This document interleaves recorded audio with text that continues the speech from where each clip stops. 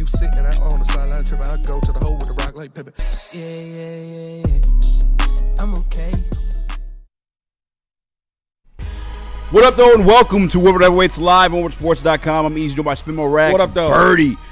Nicholas Koloff in the Woodward Sports Chat. No, on the show. Welcome to Woodward Heavyweights. Smash the like button, be a friend, tell a friend, share the stream. Got some breaking news for the Detroit Tigers. Obviously, I'm sure a lot of you already saw the trade for Chris Paddock. He's coming in town. There's another reliever. Not really. None for that one. However, there's following news, and it's that Reese Olson out for the year. The strain. What the fuck? Are you fucking... Dan Miller put it out there on the Twitter sphere. The Tigers announced that Paddock and Dobnik, but also that Reese Olson has a shoulder strain and is done for the year. Nick, how you feeling? There goes the World Series, fellas. Yeah. I mean, what are we doing here? That sucks. Obviously, you get Job out for the year. You got Tommy John. Then you deal with Reese Olson, one of your best young arms, and he's out for the year. Yeah, this blows. This is a huge hit to the Detroit Tigers rotation. When Reese is on, he is an upper echelon starter in the MLB, and for the Detroit Tigers, he's extremely valuable. So this is going to be a massive hit to the Tigers, and obviously they bring in Chris Paddock today. He's going to have to eat innings at this point. And I thought maybe this was a move where Troy Melton could be possibly shipped out in a trade. Looks like you might need him to eat some innings for this Detroit Tigers team. But yeah, that's a huge hit to this team's, postseason rotation, especially with the inconsistencies of Jack Flaherty and Casey Mize, who's gotten lit up his last two outings. Reese Olson was kind of looking like he could be that number 2 guy for you. At least you got Alex Cobb. Signed Alex Cobb in the offseason. But unbelievable. That's just... Scherzer would have looked good in a Tiger uniform. Yeah, he looked pretty good in against us. Yeah, looked pretty good. Oh, fuck. I couldn't believe that Flaherty's at 100, and then they went to him, to Scherzer. He's only at 67 pitches. I wasn't watching to that point in the game, but that's just nuts to me. But I don't know. Things are getting kind of wacky for the Detroit Tigers, man. I know baseball's a wacky sport in itself. It's a lot like hot and cold. Right now, things are getting really shaky for the Detroit Tigers. Some more news per Cody Stavenhagen. Parker Meadows is going to the injured list with a quad strain. Both Andy Ibanez and Ryan Kreidler are active today. What the fuck? Paddock expected to join the Detroit Tigers Wednesday against the Diamondbacks. What the fuck? Sorry, starting the show like this, guys. No! We suck again! This is what's going on. Yeah. Can we call Max Clark up to the big leagues? Yeah, we'll see. They Keep might need him to. Keep raking at AA, honestly. Like, what the hell is going on? Fellas. Speaking of AA, the Diamondbacks have a couple scouts out there in Erie this week. Eugenio Suarez, obviously a target for the Detroit Tigers. Mm-hmm. Didn't I read this week and there's been conversations? There has been conversations, yeah. They said, I forget who put it out there, but he said that the Tigers would like to have it done by Wednesday, which... Yeah, so would I. I would like for that to happen too, but Bob Nightingale. Yeah, we'll see if it does. I don't know. They also had reports that the Tigers don't want to give up any of their top 100 prospects, and so good luck trying to get a guy like Eugenio Suarez without giving up a top 100 prospect. Well, especially there's probably like a bidding war for him as well. The Yankees are out there in Erie too, but we're playing them, their farm team at least. Yeah, the Meadows stuff sucks. That's his 10-day though. 10-day. Yeah, it's just a strain, but he's been struggling anyway. He just had a good game, and you would have liked to see him continue that in the Diamondback series. That sucks. Yeah, this is depressing news. I think Chris Paddock can be a guy that you could potentially turn into like a Jack Flaherty situation from last year, where we were able to revitalize his career, but his 4.88 ERA in his last 4 seasons is like. Would he even get regular, spots in this rotation if it wasn't for all of the injuries? And the answer is probably no. So this is kind of a desperate move for the Detroit Tigers. I liked the catcher that we gave up a lot, but catching is a strength of this organization in terms of depth throughout. When you think about Briseño, Lorenzo, the new guy that we just drafted. We drafted 2 new catchers, actually. And then, so you give up this guy, but it seems like a desperation move for the Detroit Tigers to try to revitalize Chris Paddock, who has an all-time or career low in strikeout per 9 right now. Yeah, not great. Eazy, how you feeling about this? It's a weird spot for the Detroit Tigers, man. Obviously, he's got the fastball, change up, and that fits perfectly in place with what Chris Fetter gives you as a coach. And like Nick just said, you could probably revive that there, but I guess the Olsen part is what I can't get over. Like getting Paddock was sweet until I found out we lost Olsen. Yeah, I don't know. Olsen's a guy I argue the 3 guys, and I think it probably ultimately will be Flaherty because I do think we'll make the playoffs regardless, and we'll probably win the division as well too. Especially, you see the Emmanuel Class A stuff with the gambling. Well, the entire team. What is going on? But more breaking news. No, just the Emmanuel Class A thing. That was wild. But he's a paid suspension, a paid leave too. By the way, did you see that? Yeah, I saw that. That makes no sense the numbers that came out about Emmanuel Class A. What were they? Oh my God! It was his first pitch when he comes out of the bullpen is 17% of the time not even close to being in the zone, and the rest of his pitches have like a 5% at that. So he must have been betting on first pitch ball all the time. Yeah, exactly. Or telling people to bet on first pitch ball all the time because, it was like there is a compilation of just aggressively terrible pitches when it's his first pitch out of the bullpen. Yeah, that's exactly what it was. And when you're a closer, you can actually, that's your biggest time to do it. It's because you usually get a clean inning. That's when these stats took place. It was officially percentage of pitches not close to the zone. First pitch of the 9th inning, 17.5% were nowhere near the strike zone. Yeah. Every other pitch is a 5.2% compared to the 17. Is that something you can bet though? I mean, yes, you can bet first pitch strike, first pitch ball. Yeah. Wow, I wonder how they caught on. Any news they on that? Were egregious. Yeah, it was bad. Yeah, like 2 feet in the dirt, spiking the ball before it gets to home that's plate. such like a special talent now, probably banned from the game.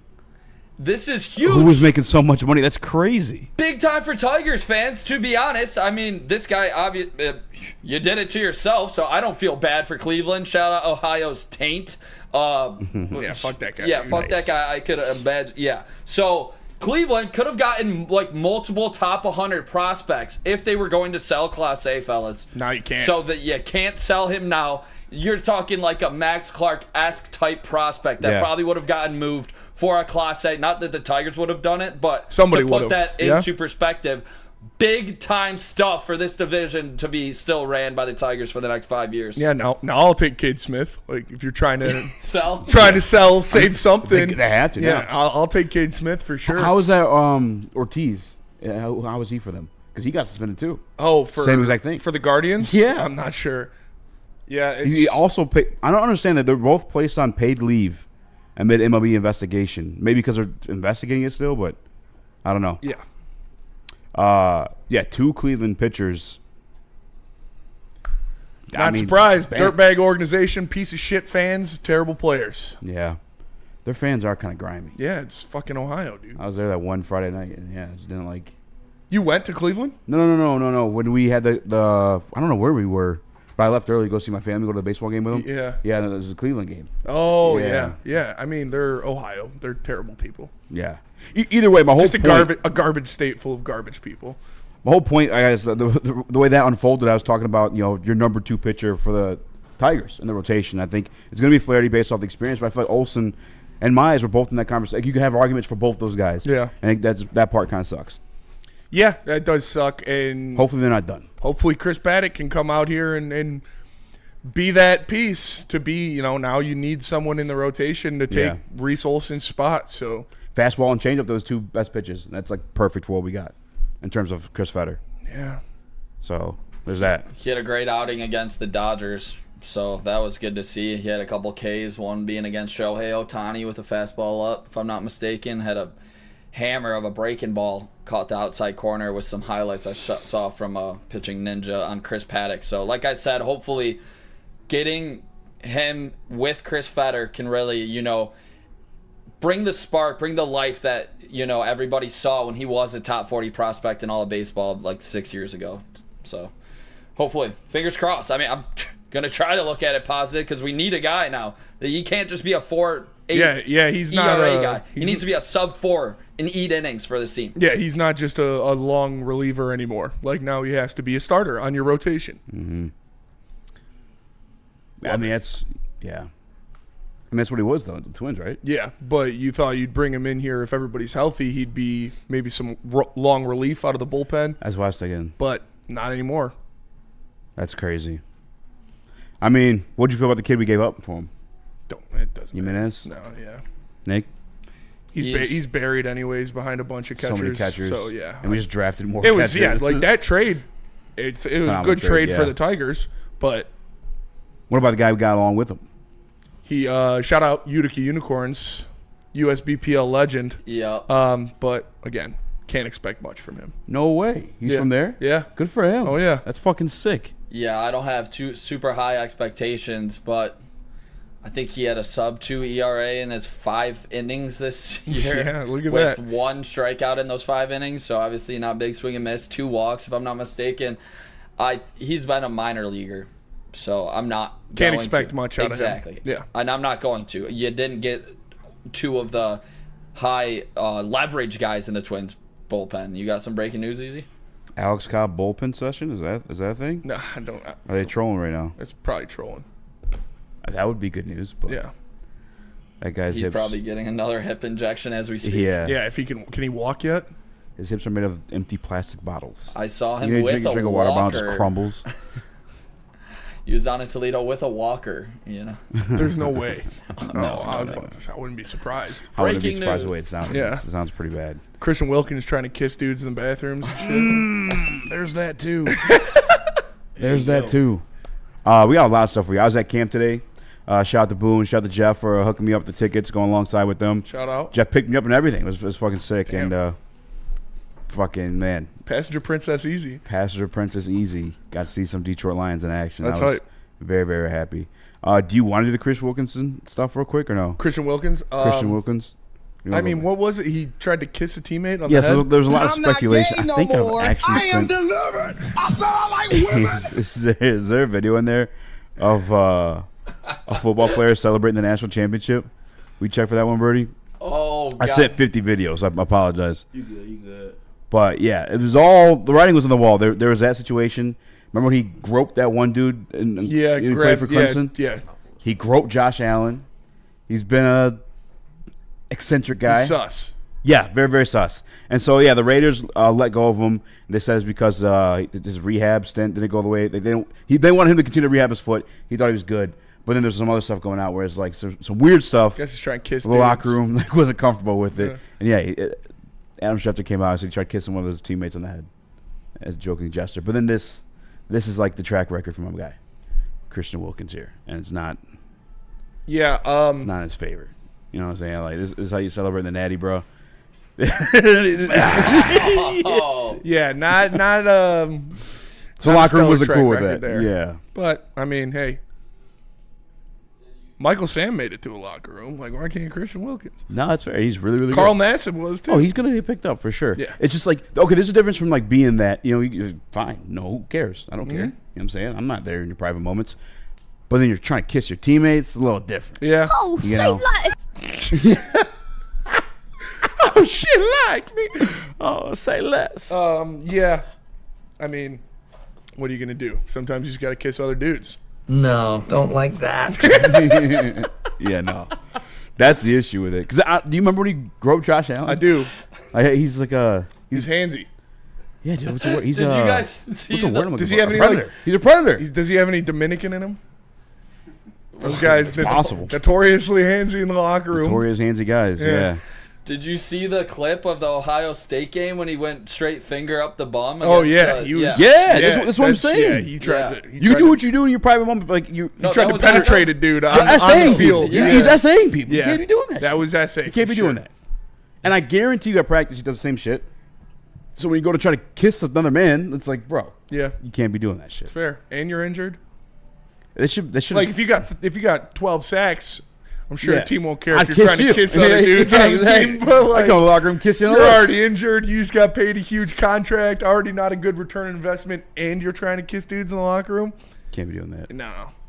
Can't be doing that. All right, we are over the break. Tell us about Ben Johnson. Ven Johnson, you guys know what it is. If you've got a crisis, let Ven point the way. Step 1, verify with details and photos. Step 2, engage your attorney. Step 3, notify your insurance provider. Get justice with Ven Johnson Law. Get ready for the ultimate sports experience. Join former University of Michigan star and NFL sensation Braylon Edwards alongside the charismatic Shep. Braylon Edwards, touchdown Michigan!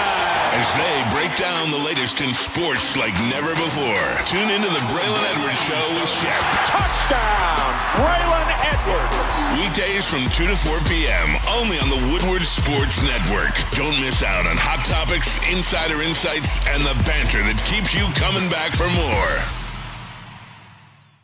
Walk into any Lady Jane's Haircuts for Men today. Open 7 days a week. Sit back, relax, and enjoy precision haircut, scalp massage, hot leather neck shave, and hot towel treatment from one of our talented stylists. Step up your game this season and take advantage of our $20 haircut special. Scan the QR code and get your coupon today. Lady Jane's Haircuts for Men, the ultimate haircut experience. Open 7 days a week. Walk-ins always welcome. Lady Jane's Haircuts for Men, it's wicked awesome. We don't like to brag that we are the toughest sports network in Detroit, but we do have a guy named Darren McCarty on our side. Woodward Sports.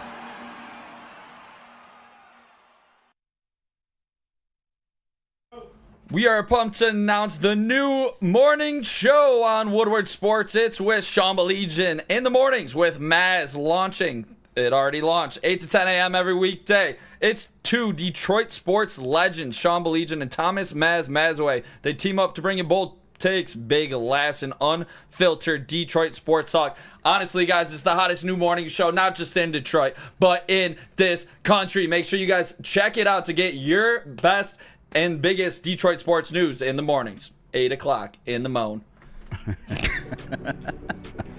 What up, though? Welcome back to Woodward Live on WoodwardSports.com. Easy, by Spin Rax. What up, though? Birdie, young Chris in the building. Nicholas Koloff. Smash the like button. Be a friend. Tell a friend. Share the stream.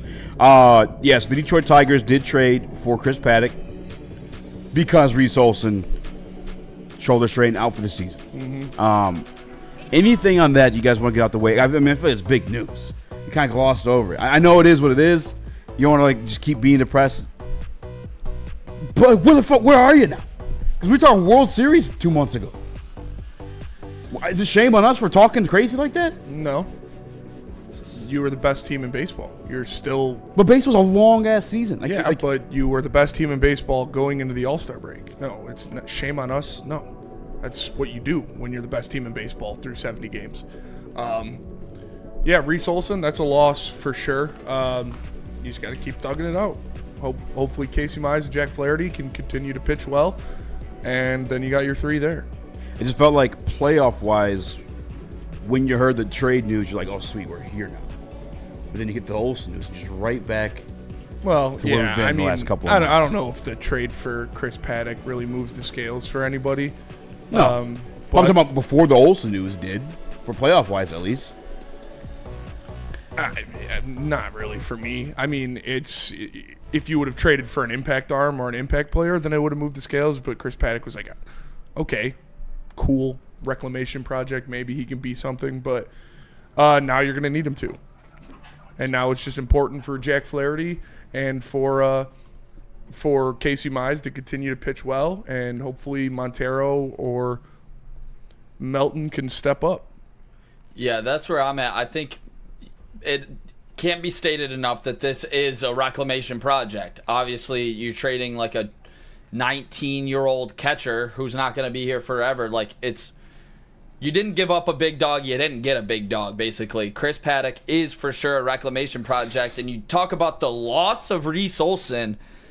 he does not qualify because he had to deal with an injury earlier this season. But in terms of ERA, he would have slotted in right there as the 11th best ERA in the American League. So you're losing that kind of production from your rotation, where you are talking about a possible number 2 starter on a World Series team when he's at his best. That is what you're looking at behind the best pitcher in baseball, Tarek Skubal. I trusted Reese Olson. This was after his blow-up outing against Toronto the other night. So he had a sub-3 ERA all season long when he did pitch. This is going to be a really big hit to this team, and it sucks because we saw Job go down. Now we got Reese going down. Alex Cobb can't get on the field to save his life. And it's just, this team's at a tough spot again. Scott Harris is going to have to step up to the plate, and Chris Paddock is the first, swing up here. Yeah, and unfortunately, this has been a consistent theme with Reese Olson now, injuries and not being able to consistently go out there and pitch a full season. He's getting injured every year, and that's tough. So, it sucks to lose him, but you're going to have other guys step up. Who are those other guys in your opinion? Jack Flaherty and Casey Mize. Yeah. You need them to solidify your top 3 of your rotation, because that's what matters when you go into a playoff series. You're not running 5 starters out there. So you need your 3 guys to be high level, and Jack Flaherty showed good Jack last night, and that was awesome to see. Hopefully you can continue to do that, and then you'll have a solidified couple guys. If you guys are looking for the Nick crash out, he kind of came and went. He's dealing with it pretty good for the most part, I'd say. Was having a pretty good day, but I mean, that's the biggest thing is Reese Olson was legitimately like a top 12 starter in the American League. Yeah. That is what you just lost. That's a massive hit to your team's chances, unless, like Spenny just alluded to, we get good Jack moving forward, because good Jack is a number 2. That's what we signed him to be here. He was that last year. It is a quality number 2 starter that you have to be able to trust. So he needs to build on his last performance against the Blue Jays. And then Casey Mize needs to be the starter that we've seen the whole entire season, not his last 2 outings when he made an all-star game for the first time, in his career. And if those 2 things that can happen, which don't feel like super big ifs, but it's still, you got to see it to believe it. So I'm going to try to err on the side of positivity that Chris Fetter can get Casey Mize and good Jack right, and this team can bounce back, and Chris Paddock slides into your number 4 spot, hopefully with a sub-4 ERA. I guess the good news, or kind of good news, the Tigers aren't done, and they are actively looking to acquire guys, because in Erie, they saw the Diamondback scouting team out there, obviously taking a look at what to get back for Eugenio Suarez. Yeah, I mean, that's going to require the Tigers to get a little uncomfortable. If you want a guy the caliber of Eugenio Suarez, I saw them put out there that they don't want to give up one of their top 100 prospects, but sorry, like, I don't want the Tigers to not win the World Series, but shit happens. Like, I don't want to get caught in the rain when I'm walking out, but if it's raining outside, it's going to fucking happen. And if you want to get a player the caliber of Eugenio Suarez, you're going to have to give up one of those fucking guys. They're just playing hardball. Yeah, well, cool. Fuck your hardball. Get us a bat. Yeah, I think Lorenzo's for sure the one that I'm willing to, deal. You have so many catches in the system already. You just draft another guy, too. Dingler looks, I don't want to say phenomenal, but pretty damn good. We're flirting with him being an all-star in the AL this year. Not that there's, all outside of Cal Riley, all world guys, but I'm willing to part ways. Is Javi starting at center tonight? No, it'll probably be Veerling. Dude, there was some crazy rain that came down. I don't know if what's going on at the field, what it looks like. It was a struggle getting here, fellas. But yeah, it's cleared up now though. Yeah, there's some. It's probably still raining in Detroit, but it's over 94. Little Mac, you see that? No, did you tweet from the main account? Save us, Alex Cobb. No, it was probably Travis. Probably Travis. That's funny because he is there any update on that? Don't save. Yeah, he cannot be saved. Alex Cobb cannot be. But in terms of, God damn it, I was about to say something. Oh, those prospects in Erie. It's not maybe just those big guys, because another big hitter who's having an incredible season has been Max Anderson, who's kind of stuck at second base, and in front of him is Hao-Yu Lee, who's in AAA, who's highly regarded as well. He's higher than him on the prospect list. Max Anderson could be a potential name that you see moved for the Detroit Tigers. He was drafted a couple years ago in that Max Clark and Kevin McGonigal draft out of Nebraska. He is a big contact, tons of extra base hits this year in Double-A, where he finally found his groove this season. So I could have expected them to possibly be scouting Max Anderson as well, Eazy, and that's who you could see moved if it isn't one of those top 5 guys.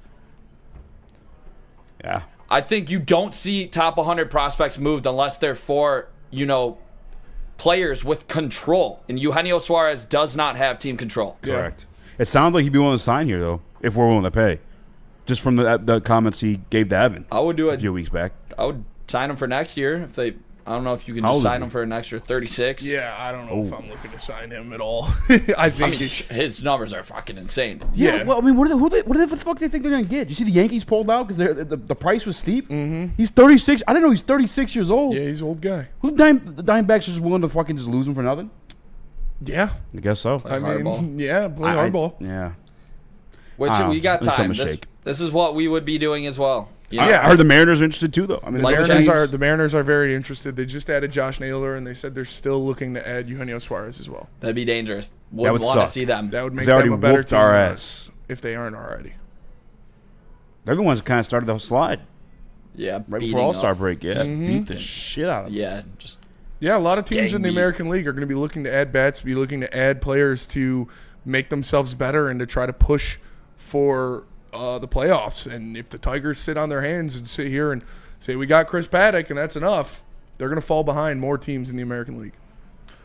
I have these 3 mock trades. Do we want to get into them right now, or do you guys want to get into them after some fun, great, exciting Lions talk that we definitely have? Because this has been a little depressing. But I'll tell you what, we are at the break point. I'll run a poll. We'll let the chat decide. Do you guys want to go over some hypothetical Detroit Tigers trades, or do you want to get in the Detroit Lions training camp? We'll let you guys decide. But Feist, we got to tell you about Gold Crown, and I'll do exactly that. Listen, the bread and butter for as long as I've been working in the industry has been the concentrates. They got the jesters. They got the concentrates. They also got gummies now, too. Full spectrum. No gelatin. And also a little coated with nerd ropes. Make sure you check them out, guys. It's Gold Crown. Smoke like royalty. And over 300 dispensaries is Gold Crown. No one gives away more cash and prizes than Woodward Sports. You don't believe us? Here's our latest $10,000 winner. You guys posted, hey, if you guess all this stuff right, we'll give it's $10,000. I'm like, okay, well, why the hell not? And the winning doesn't stop there. How about our Outkick Your Coverage winner? I think you won. You guys This guy's got a hot girl. Bigger prizes, bigger giveaways, cash, merch, tickets, and more. All from the biggest sports network in Detroit. No one does it bigger and better than Woodward Sports. Make sure you're following, liking, subscribing on Instagram, Facebook, X, and YouTube for your chances to share in the winning. From Detroit's #1 sports network, Woodward Sports. How do people feel about getting a Planet Fitness membership for $15 a month? How do they like working out in a clean and spacious gym that's filled with equipment for every workout? And how about free fitness training in the judgment-free zone that leaves them feeling energized all day long? Join Planet Fitness today with the free PF app, online or in club, and start getting that big fitness energy for $15 a month.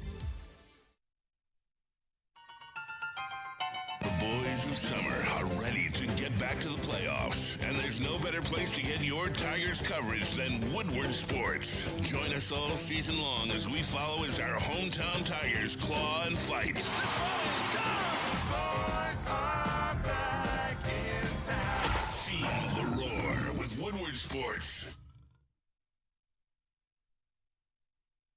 Les Stanford Chevrolet Cadillac Buick GMC has deals for everybody. Scan the QR code on the screen to see their massive inventory, or go to lesstanford.com. Make sure you ask for my guy Goran. He will take care of you. Les Stanford Chevrolet Cadillac Buick GMC, lesstanford.com. What up, though? Welcome back to Whatever Waits Live on Sports.com. He's joined by Spimo Raxter, Chris, Nicholas Koloff, Birdie in the building. Smash the like button, be a friend, tell a friend, share the stream. He's going to Detroit Tigers, latest trade for Chris Paddock. Also, coming back from Detroit Lions training camp. And I left it up to you the audience decide what we talk about next, and it's a 50-50 split from my perspective right now. What are we supposed to do in this scenario? 51% Lions camp right now. Going once, going twice, 52%, 51%. Nick Spinney, I'm going to let you guys decide. That's way too close to pick one, right? Yeah, I say we do trades. I see a bunch of people in the chat saying it. I haven't seen one person. Lions fans slide in now. I haven't seen one person say Lions. I mean, there's a poll. Yeah, but it says Lions. I care about the people being active in the chat more than I do the ghosts just voting on the poll. All right, take it away. Well, Nick, you've got a couple trades for us. These were by Evan Petzold, right? Yeah, Evan Petzold of the Free Press.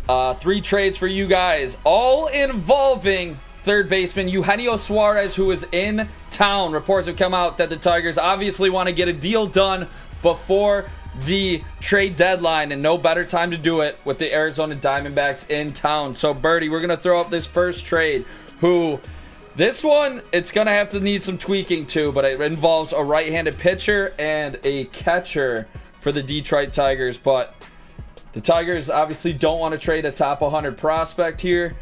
But this trade is Eugenio Suarez for Troy Melton and catcher who just got moved, Jimenez. So tough start with that. You got to obviously rework it. Mm-hmm. But if it is a player of that caliber, maybe 13th, 12th, or 13th, would you be willing to trade those two for the Absolutely. rental? Absolutely. In a heartbeat? Absolutely. Not even thinking about it twice. Easy. Say it one more time. Troy Melton, our starter that we saw get lit up against the Pittsburgh Pirates. And another prospect of Jimenez's caliber. Okay. To get Eugenio. Yes. Yeah. Yep. Without a doubt. In a heartbeat. Yeah, for sure. Not even a question. All right, fellas, we got a second one right here. There's not much to break down with that one. The big juicy one is coming. Especially up, Jimenez already. Yeah. All right, so right here, the guy that is that enough for Suarez? By the way? Would they do that? I don't think so. I don't think so. I don't think they're doing that. The either. Yankees pulled out. Yeah. Yeah. All right, the next one we do have. Tigers acquire third baseman Eugenio Suarez. The Diamondbacks acquire the second baseman Max Anderson, who I just hit on, and right-handed pitcher Jaden Ham, who is the second ranked pitcher in the Tigers system. And it's a system that lacks pitching, and high-quality pitching for that. Sounds like you signed Scooble. And the Tigers just obviously had Reese Olson go down with the season-ending with a season-ending injury, and Jackson Jobe, who won't be back until 2026 or 7. Yeah, I would do that too. Absolutely, you would do this. You look at two guys that you're not going to see anytime soon be a serious factor in the Detroit Tigers organization. These are two guys, I don't know if Arizona would do this. I don't think this would be enough to move the needle for Arizona. Obviously, they are looking for a top 100 prospect, and the Yankees already said no, that's not going to happen, and they bowed out apparently of this. But yeah, if you can get it done for that, you do it in a heartbeat. But I don't think that deal gets done. Is Petzold saying that this deal would get done? Yeah, I mean, way that these are all right, you guys think those ones are wild. You guys ready for the biggest one of all? Let's hear it. Eugenio Suarez, Merrill Kelly, Shelby Miller to the Detroit Tigers in exchange for top 100 prospect, first baseman / catcher, Jose Briseño. Yes. We already know the Tigers don't want to trade a top 100 prospect, but what if one deal could address all their needs?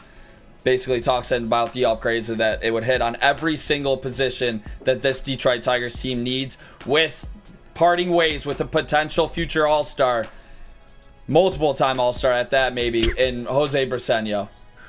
Yes, yeah, I would do this. I'm not projecting Jose Briseño to be a multiple-time All-Star. Yes, you would do this for sure, to get 3 guys that would help your team right now and will put you in a better situation to not only win the American League Central and have a stranglehold on that division, but to go further in the playoffs. That gives you everything you need. Gives up, Briseño's nice. I would rather give up Lorenzo than Briseño, but if that's all it takes to get that done, I would do that in a heartbeat. Arizona's not going to do that either. Those guys are rentals. The pitcher Suarez, and then Shelby Miller. Yeah, for sure. That's what I want. You want rentals. You want guys that will help you win right now. No, I'm saying so that one is probably why it would maybe just take the one top 100 guy. Yeah, I still doubt it. But yeah, Eazy, if that offer's on the table, I'm doing it in a heartbeat. Nick, you're way more qualified than myself to speak on this. I mean, I like Briseño, but you do have Torque at first. Like we talked to, you have Could Lorenzo be and Briseño. Briseño looks better than Lorenzo in the long term. Like maybe you want to hold on to him, but they're pretty close. And then you also have Dylan Dingler, who is already raking and playing well in the major leagues. So do you really need two first baseman catchers that are going to trying to be pushing into this team at the same time? No, I think one of these guys is going to get moved at the deadline. Like I said, I would rather it be Lorenzo, but if you could get all of that for Briseño, I would do it. Could Briseño play third? No. No. No. No, not at all. He does have a gun back there, but he has to work on his actual catching abilities. That's why he's projected kind of first baseman as well. But in 66 games between high A and double A, he's got 63 RBIs, 30 extra base hits, 286 average, 408 on base percentage, and a 960 OPS. I do like Briseño a lot more than Lorenzo, but if this was on the table and this is what it would take to get it done, I'm doing this in a heartbeat. I think Scott would have to pivot off of him not trading any top 100 prospects. And the way you already have Lorenzo, we've talked about the catching depth in this organization as well. I am doing this in a heartbeat. I think it puts you back as the favorite in the American League to win the World Series. And I think this is the instant spark that it adds to not just your lineup, not just your rotation, but the back end of the bullpen with a familiar face in Shelby Miller. This would be a phenomenal trade for the Detroit Tigers, even though it hurts giving up top 100 prospect Briseño, who, projects to hit 30 bombs in the MLB one day. Yeah, I mean, that's cool. Projects to hit 30 bombs in the MLB one. I don't know how you could say that personally, because obviously he still has to show a lot before you can even say he projects to be a guy in the MLB. There's still a lot that he has to do. And Suarez is a guy that would come in here right now and he'd be the best slugger on your team, on a team that you should still hope is winning the World Series this year. So, yeah, I would do that. I don't want to be the Orioles. I don't want to be the team that, no, we're not giving up any of our guys. We can't give up any of these prospects because they all project to be so good in the league, and then you take a shit the next year. Is Holiday looking better yet? He's looking solid. He's not looking all world or anything like that, but he's looking good, and he's younger than Max Clark. He'll be just fine. Yeah, cool. Don't care. How are the Orioles doing right now? I don't want to be that. I'm not holding on. No, I'm no, not no, holding no, no, on, you're just talking clutching about- my pearls, keeping all of my fucking prospects, and hoping I go 5 for 5 with these prospects when I am in the race to try to win a World Series right now. I'm painting a picture in this booth here. I'm not saying keep these guys, Spenny. Seems like you're coming at me here. I'm not. That is not what's going Nobody's on at all. coming at you. I'm talking about everybody that's saying don't push the chips in. You can't. I'm talking about Scott fucking Harris saying I don't want to give up a top 100 player. Cool. Suck a dick, dude. Like, what do you mean? Go get players that'll help you win right now. You're going to watch this team just evaporate and be like, no, we got to hold on to all 8 of our guys. No, fuck that. How likely is it that you're going to go 5 for 5 with all your top 5 guys, and they're all going to come up here and they're going to be MLB All-Stars? They're all going to hit 30 home runs. They're all going to love to play for the Tigers because they drafted and developed them. Like, fairy tale world's fucking cool, but if you want someone to help you win ball games right now, you're going to have to give up someone of that level. This isn't like just people aren't just giving away shit for free. So, yeah, it's cool. I don't want to give up any of those guys, but you fucking have to if you want to get good players in here. So if it becomes Briseño, yeah, I would do that for Briseño. I'm with you, and it's not Max Clark, Kevin McGonigal, or Bryce Rayner. It's not a premium position. Like, if he is moved to first base, it's a first baseman.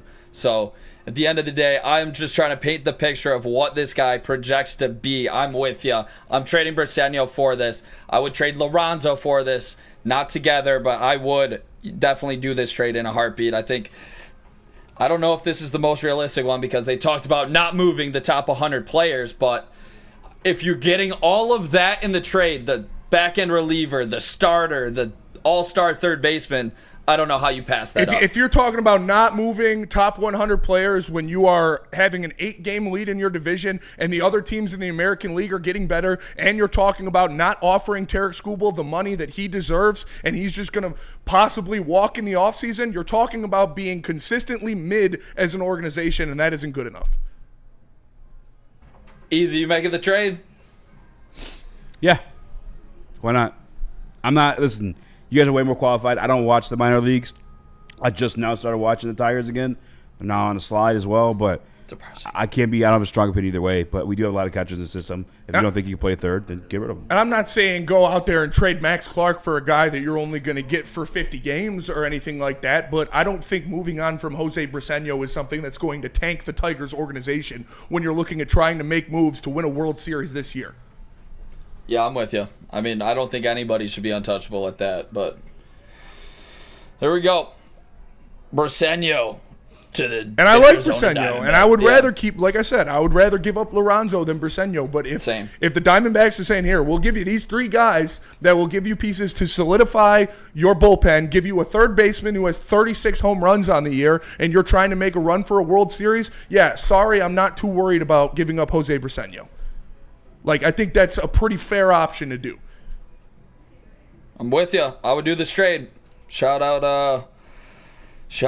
God, that'd be such a fucking home run if they could land those 3 in one trade. Yeah, it would be insane. That'd be, like I said, it immediately makes this team AL contenders again, to win the American League, the favorite. So, there we go. Is this getting Brad Holmesian of Scott Harris falling in love with his own guys and not wanting to move any of them? I think it's worse. It is worse. Because at least Brad Holmes built a contender. Because at least Brad Holmes you'll get there to the dance. Yeah. With this situation, it's like we don't even know if they're going to make it to the league. We talked about the fairy dust to begin the season. Yeah. Yeah. And we don't even know if these guys will make it to the league. Obviously, they all project to be very good, but he's still only playing Double-A ball. It's not like Jose Briseño's got a 1,100 OPS for the Mud Hens right now.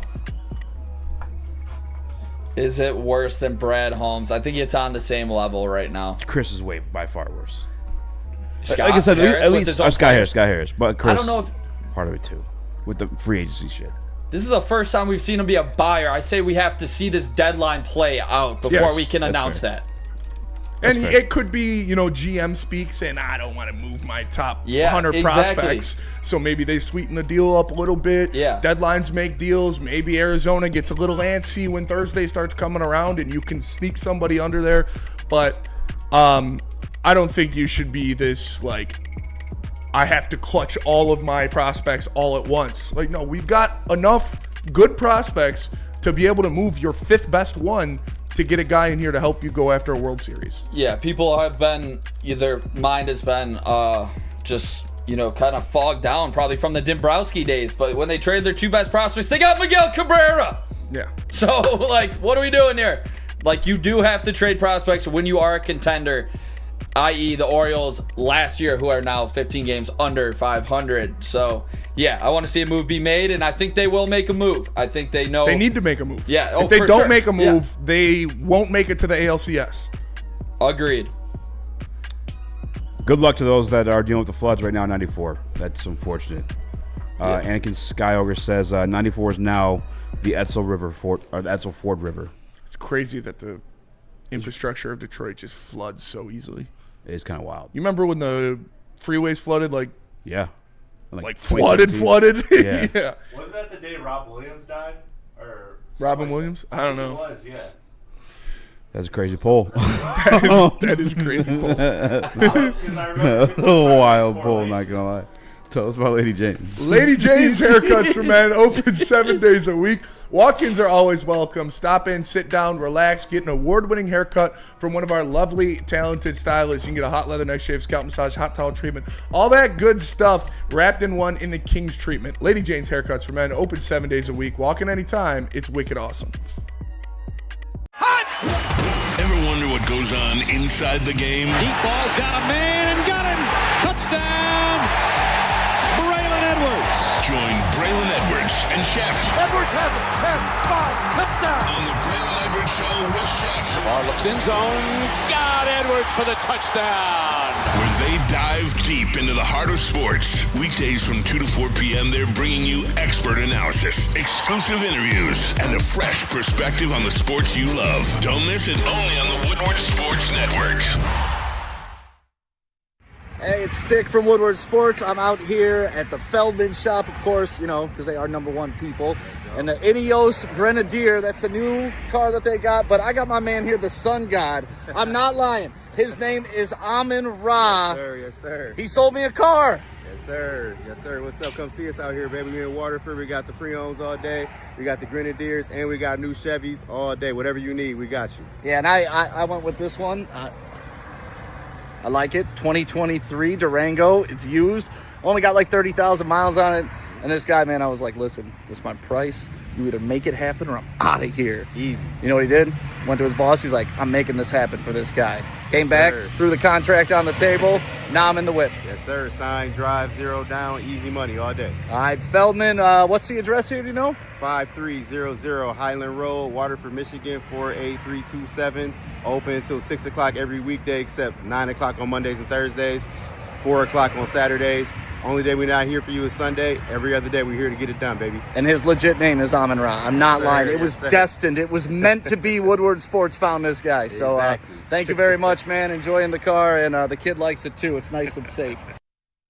A ton of fun, a ton of sports, and a ton of man-meat. Welcome to the Woodward Heavyweights, live daily 5 to 7 p.m. on Woodward Sports.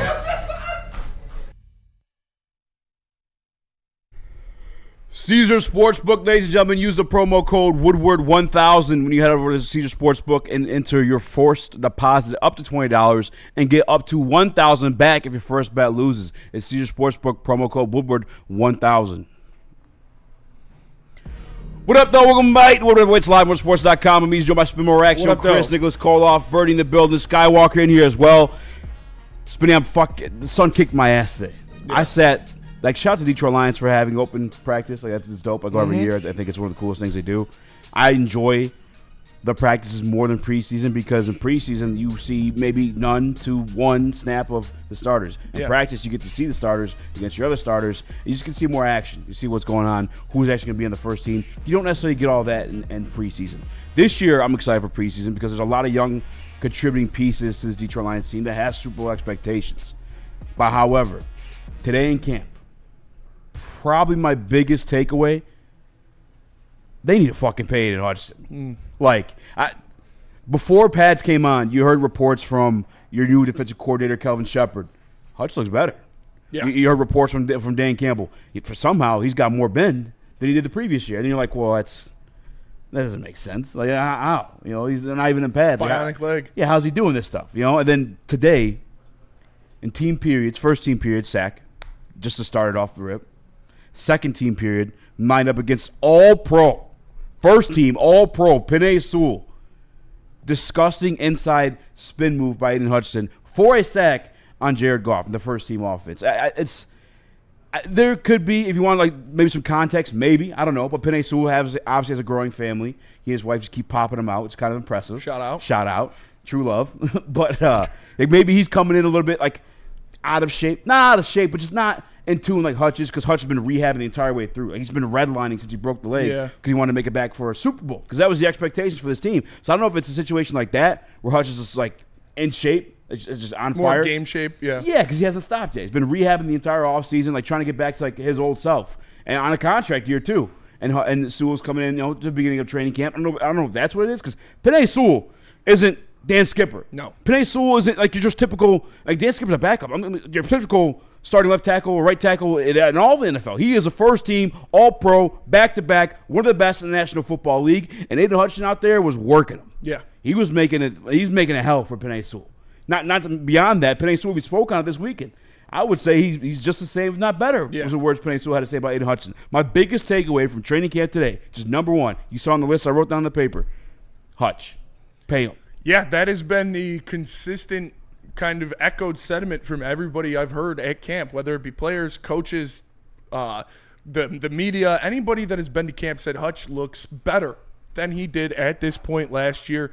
And I think I don't want to say like we should have been expecting this, but he is only going to continue to, like, he's still such a young player. Last year was really going to be the year where he put it all together and we really saw what he's actually going to be in the NFL. Unfortunately, it was cut short due to injury. And like you said, because of when his injury happened and how he was still trying his damnedest to get back to the season to help the team if he could, he has been putting himself through rigorous conditioning and training since that happened. So he is in full game shape, ready to go, mid-season shape is what Aiden Hutchinson is looking like out there right now. And the guy proved last year he belongs in the upper echelon of pass rushers in the NFL. If he would have kept going last year and wouldn't have suffered the injury, he would have been the best pass rusher in the National Football League. And I think we're going to see that again next year. Yeah, it was really cool because you're hearing it from media, you're hearing it from the coaches, and some of it you're starting to think like maybe like I don't know, man. Football's different, especially with this regime. I feel like they're pretty forward, like they're pretty transparent with how things are going. They're not going to bullshit you too much. They don't want to tell you something. They're straight up, I'm not comfortable answering that. We're not going to answer that. Ask so and so. You know, I thought maybe it was a little bit of like Miggy's in the best shape of his career type of conversation. No, Aiden Hutchinson looks phenomenal right now, and they should pay him before he hits this season, and is going to be able to demand like $50 million from you next year. I don't know. I kind of want him to not pay Hutch yet so he can have a full contract season. That's fair. But and go out there trying to prove that he deserves that much money and end up with 1 million sacks. Yeah, I'm thinking maybe too like his thought process. Because I was talking about this was shout out to Dosa Dion and his dad. Shout out. Like he might be waiting for the Parsons contract to hit and the Hendricks contract to hit because then there's two.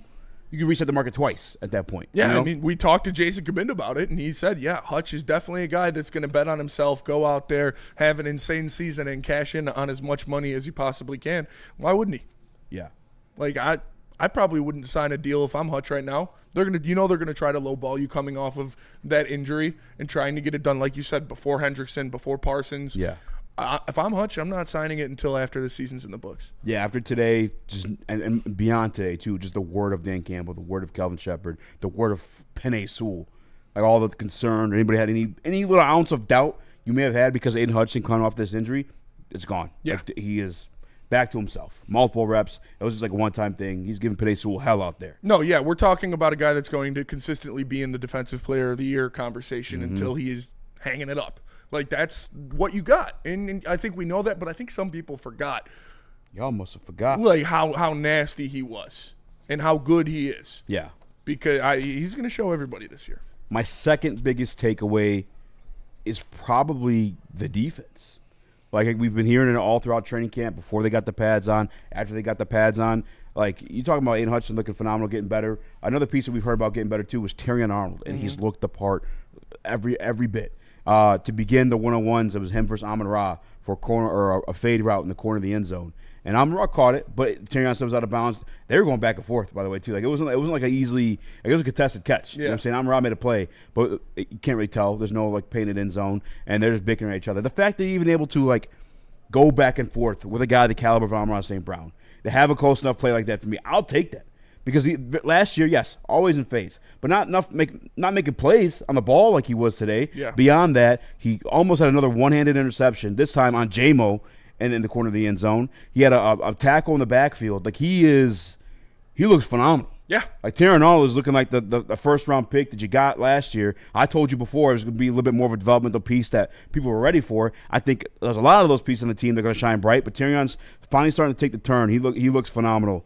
The calf looks like it's bothering him. I really prefer. I texted you guys in the group. I'd fucking please just sit out. Yeah. Just relax. Like, just wait until fucking game one. You don't need any more. Seen of this. enough. Yeah, I've seen enough. Yeah. But Terrion looks phenomenal, man. Yeah, and I think, like, again, we kind of expected that. You look at what the trajectory of cornerbacks in the NFL.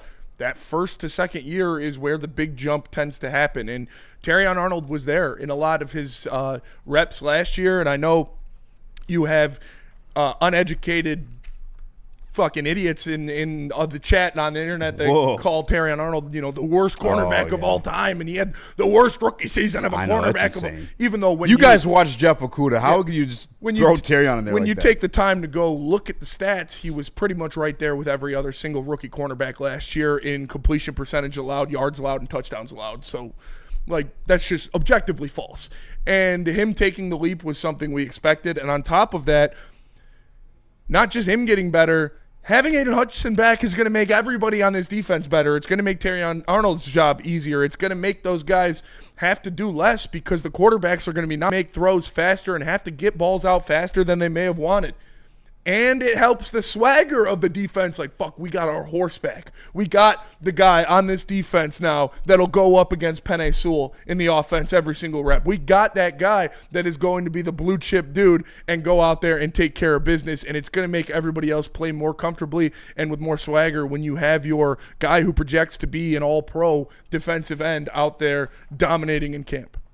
Another piece, I'll stick with the defense in this one too. I see a couple comments about Ahmed Hassanin.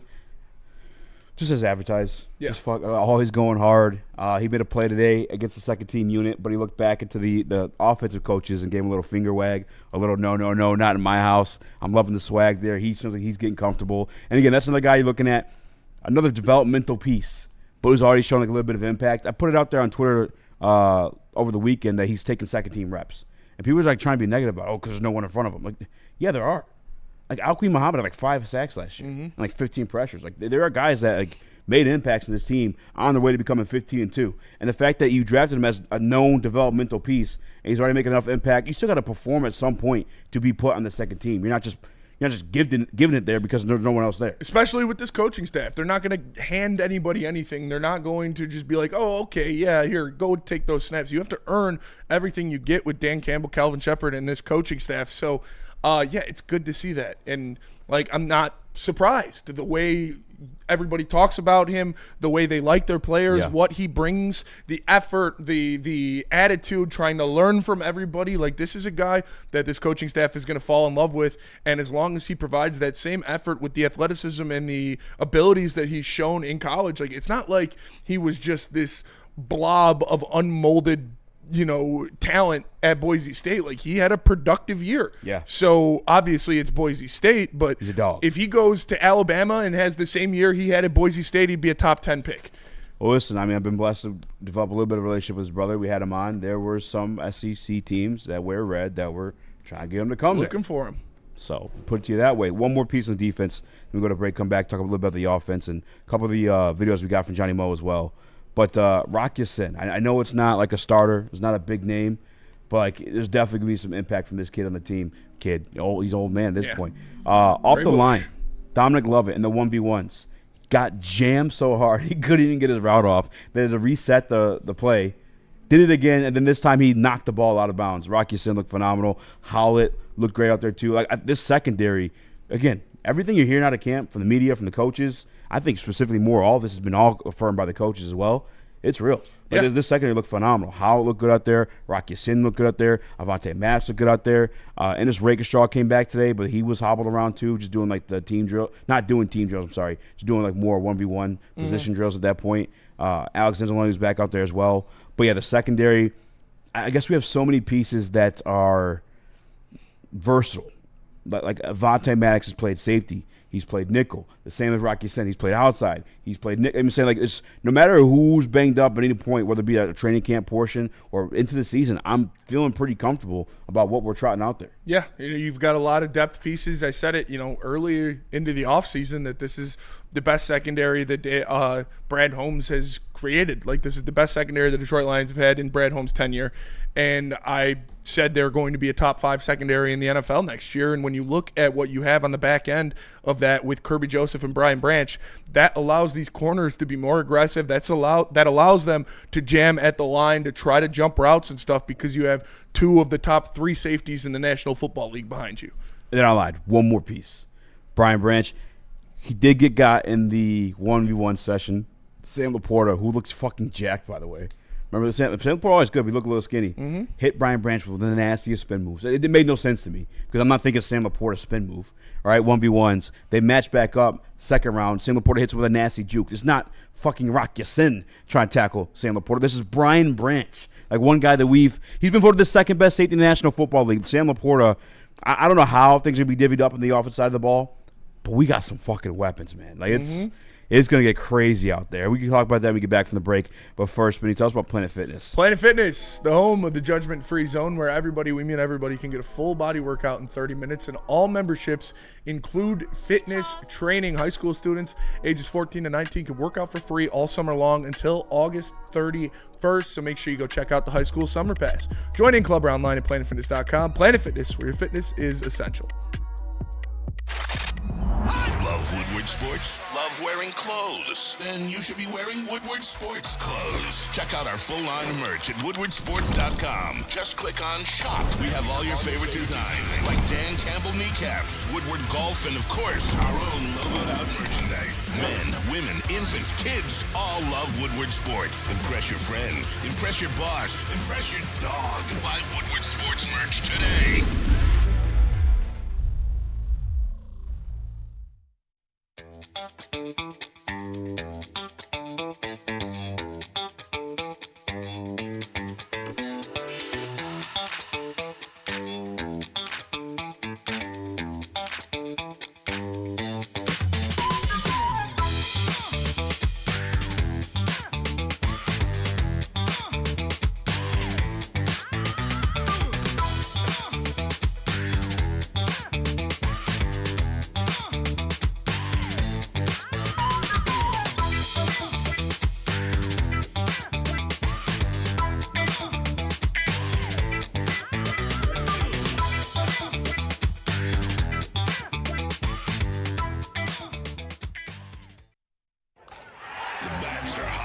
And the weather is getting hotter. Summertime in the D with Detroit's big hitters, Woodward Sports.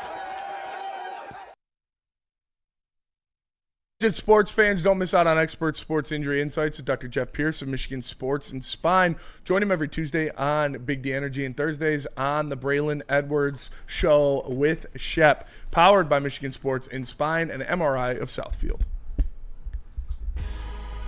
What up, though? Welcome back to Whatever Waits Live on WoodSports.com. Me, joined by Spimo Reaction, Chris, Nicholas Koloff, Birdie, Skywalker in the building. Smash the like button, be a friend, tell a friend, share the stream. We talked a little bit about the defense. Like I said, Amon-Ra very, very active, just go, go, go. He has a Hutch-esque motor. Aiden Hudson, no doubts that he's back to himself. Brian Branch, he spoke on. So he had the 1v1 drill against Amon-Ra St. Brown. And Amon-Ra St. Brown, by the way, just in person, up close like that, like, you really don't appreciate how good he is. I know a lot of people throw like the slot merchant stuff out there, but when you watch him in person, just the way he just carves up a field. Like his route running is just so pristine, so crisp. His late hands. I mean, Amon-Ra is like fucking a work of art to watch when it comes to like the wide receiver position. Maybe other guys that have like a higher set of tools, but nobody goes to work more than him. Better than him, I should say. Brian Branch only got to have 2 pass breakups on him. And the crazy thing about Brian Branch, too, like I said, he got cooked by Sam Laporta in the 1v1s. But in the actual coverage drills, he had 1 hold on Cleve Raymond, which Cleve fucking reroute people up too. Cleve is quick. He's fast. He's very good in and out of the breaks. But Branch was the only one to make a play on Amon-Ra St. Brown today. He's also the same way. Like where Amon-Ra, I think you saw in the Green Bay game, where it's like he's running and it looks like he covered, makes that late turn, catches the ball. He had one of those in the corner of the end zone. Would have been a touchdown, but Brian Branch, not even looking. His instincts are just insane. Swats out of the way. Yeah. Run it back. Same exact thing. Brian Branch is phenomenal. But yeah, shout out to Amon-Ra St. Brown. Laporte, like I said, looks jacked. And you know what? But dare I say, I haven't heard anybody else report it. Maybe it's just the number change for me. I don't know what it is. But Gibbs look a little thicker too. Like just in the legs and the upper body. Like he put on some weight, it looks like. You look at these, like, I think we forget as Lions fans that all of our best players, or the majority of our best players, have only been in the league for up to 3 years now. So they're going to get bigger. They're going to get stronger. They're going to get more physical. When you look at Sam Laporta and Jahmyr Gibbs and Terrion Arnold and Brian Branch and all of these guys, they're going to put on more muscle mass. And we're seeing that now. And You heard, obviously, Laporta talk about how he wants to dive more into the game and be more of a safety valve for Jared Goff, and part of that is getting more physical and stronger so you can shake off some of those linebackers easier and you can create more space in the middle of the field to open yourself up for Jared Goff. So it only makes sense that these second-year guys, third-year guys are coming into camp stronger, more physical, and they're grown men. They're turning into grown men now. So yeah, they had the 2-minute drill simulating before halftime, and Laporta there, 4th and 4. Laporta was the one to convert. And like you said, like being like one of the pacifiers, like one of your go-tos in a clutch situation. I think for Sam Laporta, I don't know if we see much more production than he had last year. Just because tough. There's so many weapons. Just because of the amount of weapons you have in this offense, with obviously Jameson Williams and Amon-Ra St. Brown going to be taking a majority of the catches, and then you've got Jahmyr Gibbs, and you've got Khalif Raymond and Isaac Tesla and Tim Patrick, and obviously Laporta is ahead of some of those guys, but I don't know if the production we're going to see that 1,000-yard season out of Laporta or anything like that. You're going to get big catches for him. You're going to get big moments for Sam Laporta where it's 3rd and short, 4th and short, in the red zone, on the goal line. Yeah. Like that's where you're going to see Laporta shine. It might not be seeing more catches or more targets or more yards, but they're going to mean more, and they're going to be more important and impactful as the game progresses. Speaking of weapons, and a guy that's gone out and he feels disrespected, it's the year of reckoning. He feels forgotten about. This guy, dude. David Montgomery. I fucking love David Montgomery so much. So I talked about the 1v1 drills to begin the practice and how Laporta got the best of Brian Branch. Jack Campbell, you think he's huge. Yes. He's athletic. You think that's an easy drill for him to do. David Montgomery was on him. Missed him both times. Huge. Like David Montgomery, like it's crazy. I know I came out here and said, and I do think he still have a little bit of explosiveness, but he's still such a crafty, savvy, like veteran at this point running the football. You look at him, you think he's more of a bruiser, which he is, but he's also got a little shake to him too. Jack Campbell tackling air twice in those drills. Dave Montgomery, another piece to think about, and I guess where I'm going with this one, and maybe run to one of these videos of Johnny Morton talking about him and Ja hitting the field together, but that's the perfect scenario for that one. Absolutely. It helps you isolate a guy like Jahmyr Gibbs, who's now out there running like wide receiver drills. I got to see a little bit of that. Goff missed him deep, and he missed J-Mo deep. But just the separation you saw Ja get on a guy like Alex Anzalone, who we credit as one of the better coverage linebackers in the National Football League. I can't wait to see what that looks like when him and Goff get more in tune. Michael DeVries with the super chat in the Woodward Sports chat. He says, I've been trying to get a decent picture of Little Spenny for a week, but he goes psycho every time I take one. I do have one of Little Eazy. Is he talking about our dicks? Our dogs. Oh, the dogs. Bro, I'm just kidding.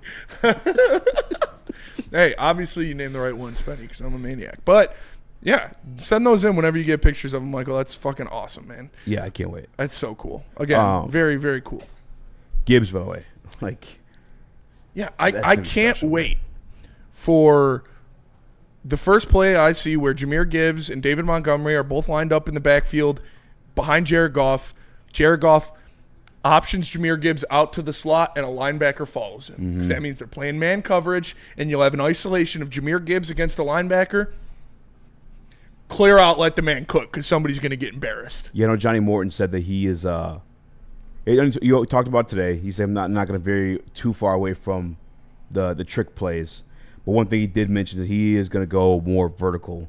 He's going to go more explosive. And it's funny, too, because you think about, like, explosive offensive levels or class levels. It's like, route running 101, and then you got 201, which is, I think, we're entering now. But it's funny, the personnel for the way Ben Johnson played was a lot of 12, a lot of 11, like the tight end heavy and stuff like that. Well, now with 2 running backs, it's 2. Yeah, Jahmyr is going to make – I mean, he already has made a lot of grown men look very stupid in the National Football League already in his career. But this year, I can't fucking wait. I've got a ticket. I've got some money on Jahmyr Gibbs Offensive Player of the Year. I think it can happen. Can you run that video of Johnny Morton talking about Ja on the field at the same time as Dave Montgomery? I don't know, but based on your titles, I don't know which one that is. Go ahead and read them off. Vertical Philosophy Part 2, 20 personnel. 20 personnel. 20 personnel. Apologize. I shouldn't do that. No, you're good. You're good. Sure. David and Jahmyr on the field together a little bit here and there. Just what do you like about those two on the field together? What challenges does that pose to a defense? Well, go ask a defensive coordinator where you got your 5 best players on the field. So we can throw it, we can run it, we can do whatever we want.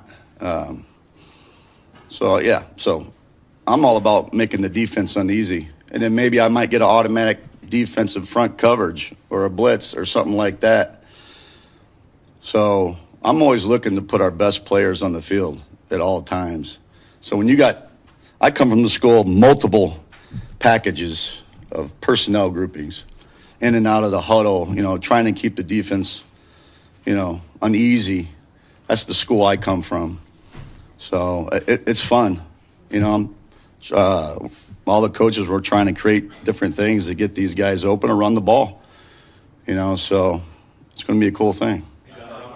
It's a school I like my offensive coaches to live at, creating mismatches, It's the John Gruden identifying school. mismatches and attacking them, running out of pass sets, passing out of run so sets. much more aggressive. Yes. Like I don't know how it's such a weird thing to say or talk about because Ben produced a top 3 offense in the National Football League, top 5 like 3 consecutive years in a row. But like it's just weird to say like you have another guy coming in and he's more aggressive. Like he's looking for that weakness to spot. And when you have as many weapons, you should be doing that. And when you walk out there with 2 running backs and 2 tight ends, and they bring in 2 extra defensive linemen, and then you split everybody out, and you've got middle linebackers trying to guard Laporta or Jahmyr Gibbs on the outside, that's putting your offense in a very advantageous position. So, Johnny Morton knows what he's doing. Like I said, I bring it up all the time that in his short tenure of offensive coordinating in the NFL, he had guys like Robbie Anderson, Jermaine Kearse, Austin Seferian-Jenkins, Bilal Powell, and Josh McCown having career years. Imagine what he can do with the weapons in the Detroit Lions offense. He's excited, man. He's so excited that he brought in a mentor of his, John Gruden, to come in. Shout out. I like that too, by the way, because if John Gruden's the one to introduce you,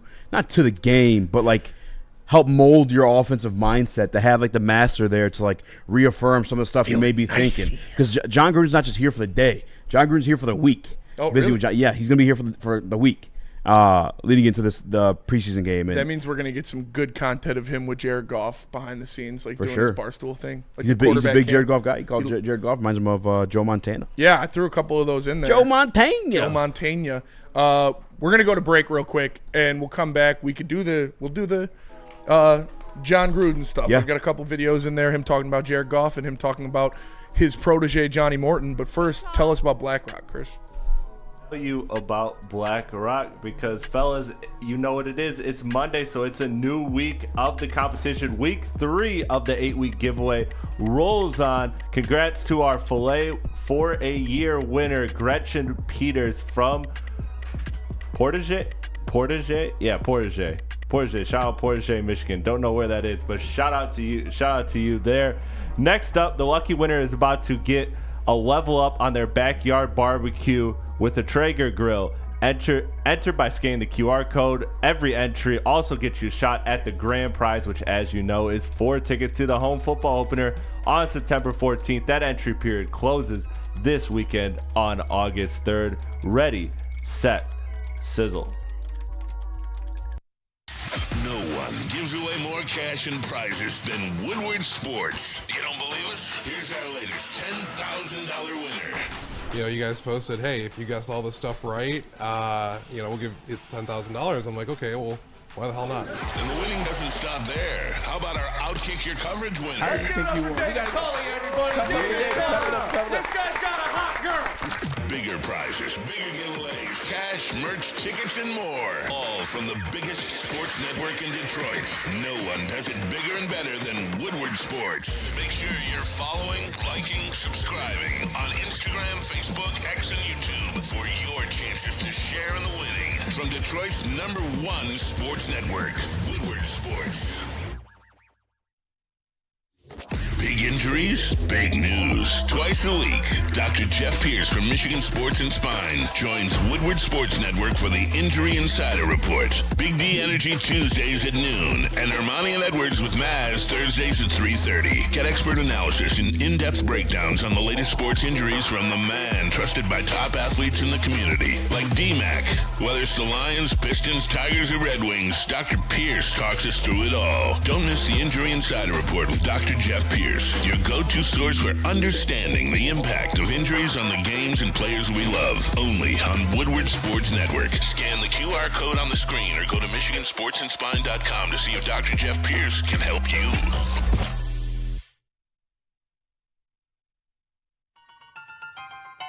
boys of summer are ready to get back to the playoffs, and there's no better place to get your Tigers coverage than Woodward Sports. Join us all season long as we follow as our hometown Tigers claw and fight. This ball is gone.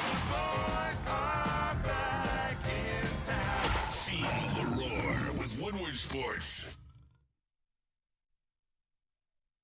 Cigars, cannabis, ladies and gentlemen, top shelf quality, unmatched variety price for you, the people. Visit shopjars.com to find one of the 27 locations near you, including ones coming to Madison Heights, Milan, and Grand Rapids. Shopjars.com. What up, the welcome Mike? Whatever it's live, sports.com. Me, Joe, my Smooth Reaction, Chris, Nicholas, Koloff, Skywalker, Birdie in the building. Let's get to some of the John Gruden stuff, man. Would you like to hear first, the protege or the quarterback? Let him rip. Yeah, have him talk about. Let's hear what he has to say about Johnny Morton first. All right.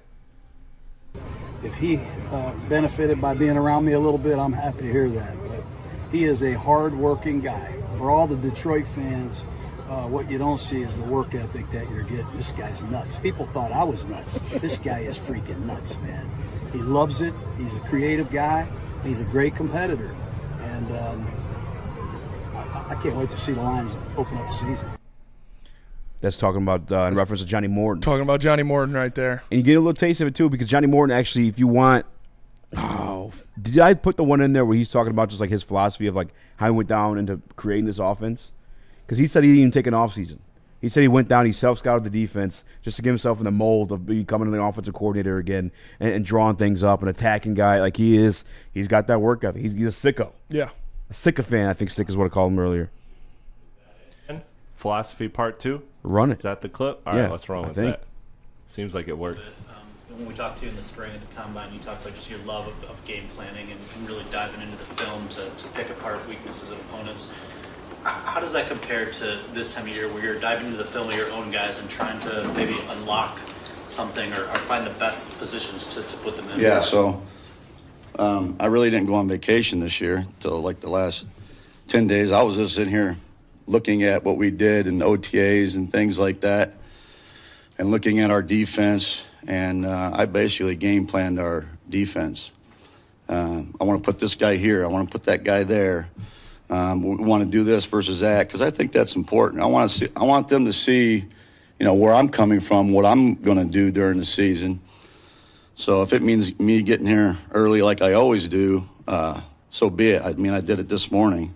We got certain situations. I'm looking at our defense, and that way I can give some tips and reminders to Jared to help him. But I just love the whole aspect of just sitting in my laboratory by myself and, trying to dissect the defense. I think that's fun.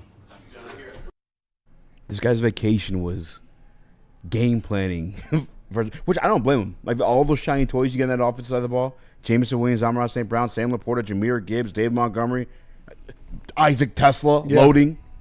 I don't blame him, but I'm glad we got a true sicko at offensive coordinator. Yeah, you love to see that type of energy throughout the coaching staff. Obviously, these are the guys that Dan Campbell likes to have in his room.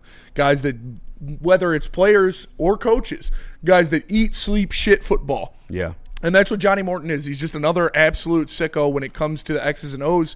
And you love to hear that because, you kind of think about it, and Chris, relax. At a basketball perspective, that's what you do when you're looking at attacking another team. You find the weak link. You find the guy that you can abuse. Like how Austin Reeves would say, they were going at me in the playoffs. Everybody. That's what Johnny Morton's going to do. He's going to be like, okay, the worst part of their defense is their nickel cornerback. So I'm going to make sure Amon-Ra St. Brown is one-on-one with him on the outside, and we punch him in the mouth every single play. Yeah. We know that this guy on their defensive line isn't good when it comes to defending the run, so we're going to pull a guy right in his face and run at him every single game, every single play. And that's how you have a lot of success in the National Football League, because sometimes you can't just go to your guy every time. You have to look at the weak link on the defense, deliberate that guy, isolate him, and attack him. And Johnny Morton's going to be able to do that, especially with Jared Goff, how comfortable he is optioning the play, changing things at the line of scrimmage, making sure the guys are in the best position to have success. I think we're going to see a lot of mismatches being exploited by this Detroit Lions offense. It's getting to a point, Smitty, where last year I was at camp, I came back, my big takeaway is Jared Goff can have a career year. Yeah. This year, I think maybe depends on, obviously they may change things up how they want, how they see fit, how the season's going too. I think you might take a step back in efficiency for explosive plays this year.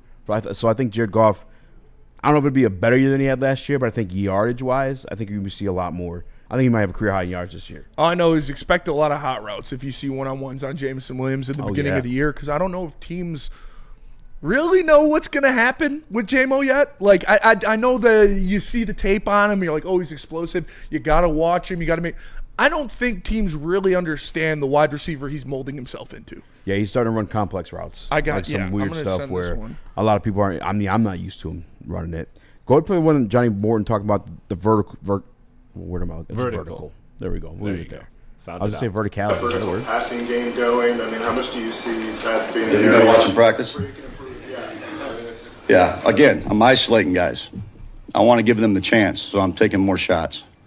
Plus, I want to see who can do it, and then make the corrections, whether it's a technique error or something like that. I'm all about that because we have the guys that can do it. So if you got them, utilize them.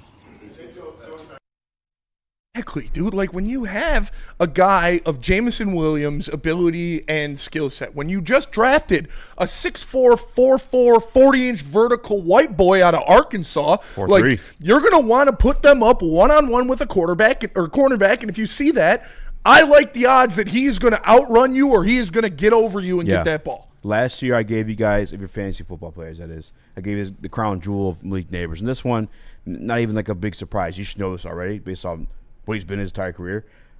But you said J-Mo, you said Tesla, Jahmyr Gibbs in that conversation too now. Mm-hmm. And I think if I had the number one pick in fantasy football, I may consider taking him up. Like, the routes he's running, the positions he's getting put in that I've seen in practice today, yeah, Goff missed him a few times, but I think it's more of a timing, chemistry type of thing. The same thing we saw him go through with Jameson Williams. I mean, we just know that's how Goff – it takes a minute to get on the page with his wide receivers. Yeah. And Jahmyr Gibbs also kind of knew to run these routes as well too. Once that gets going, I mean, it's going to be disgusting. It's going to be absolutely disgusting. Even putting him and J-Mo the same side of the field. Just about to say, having J-Mo stretch it, keep it short with Jahmyr.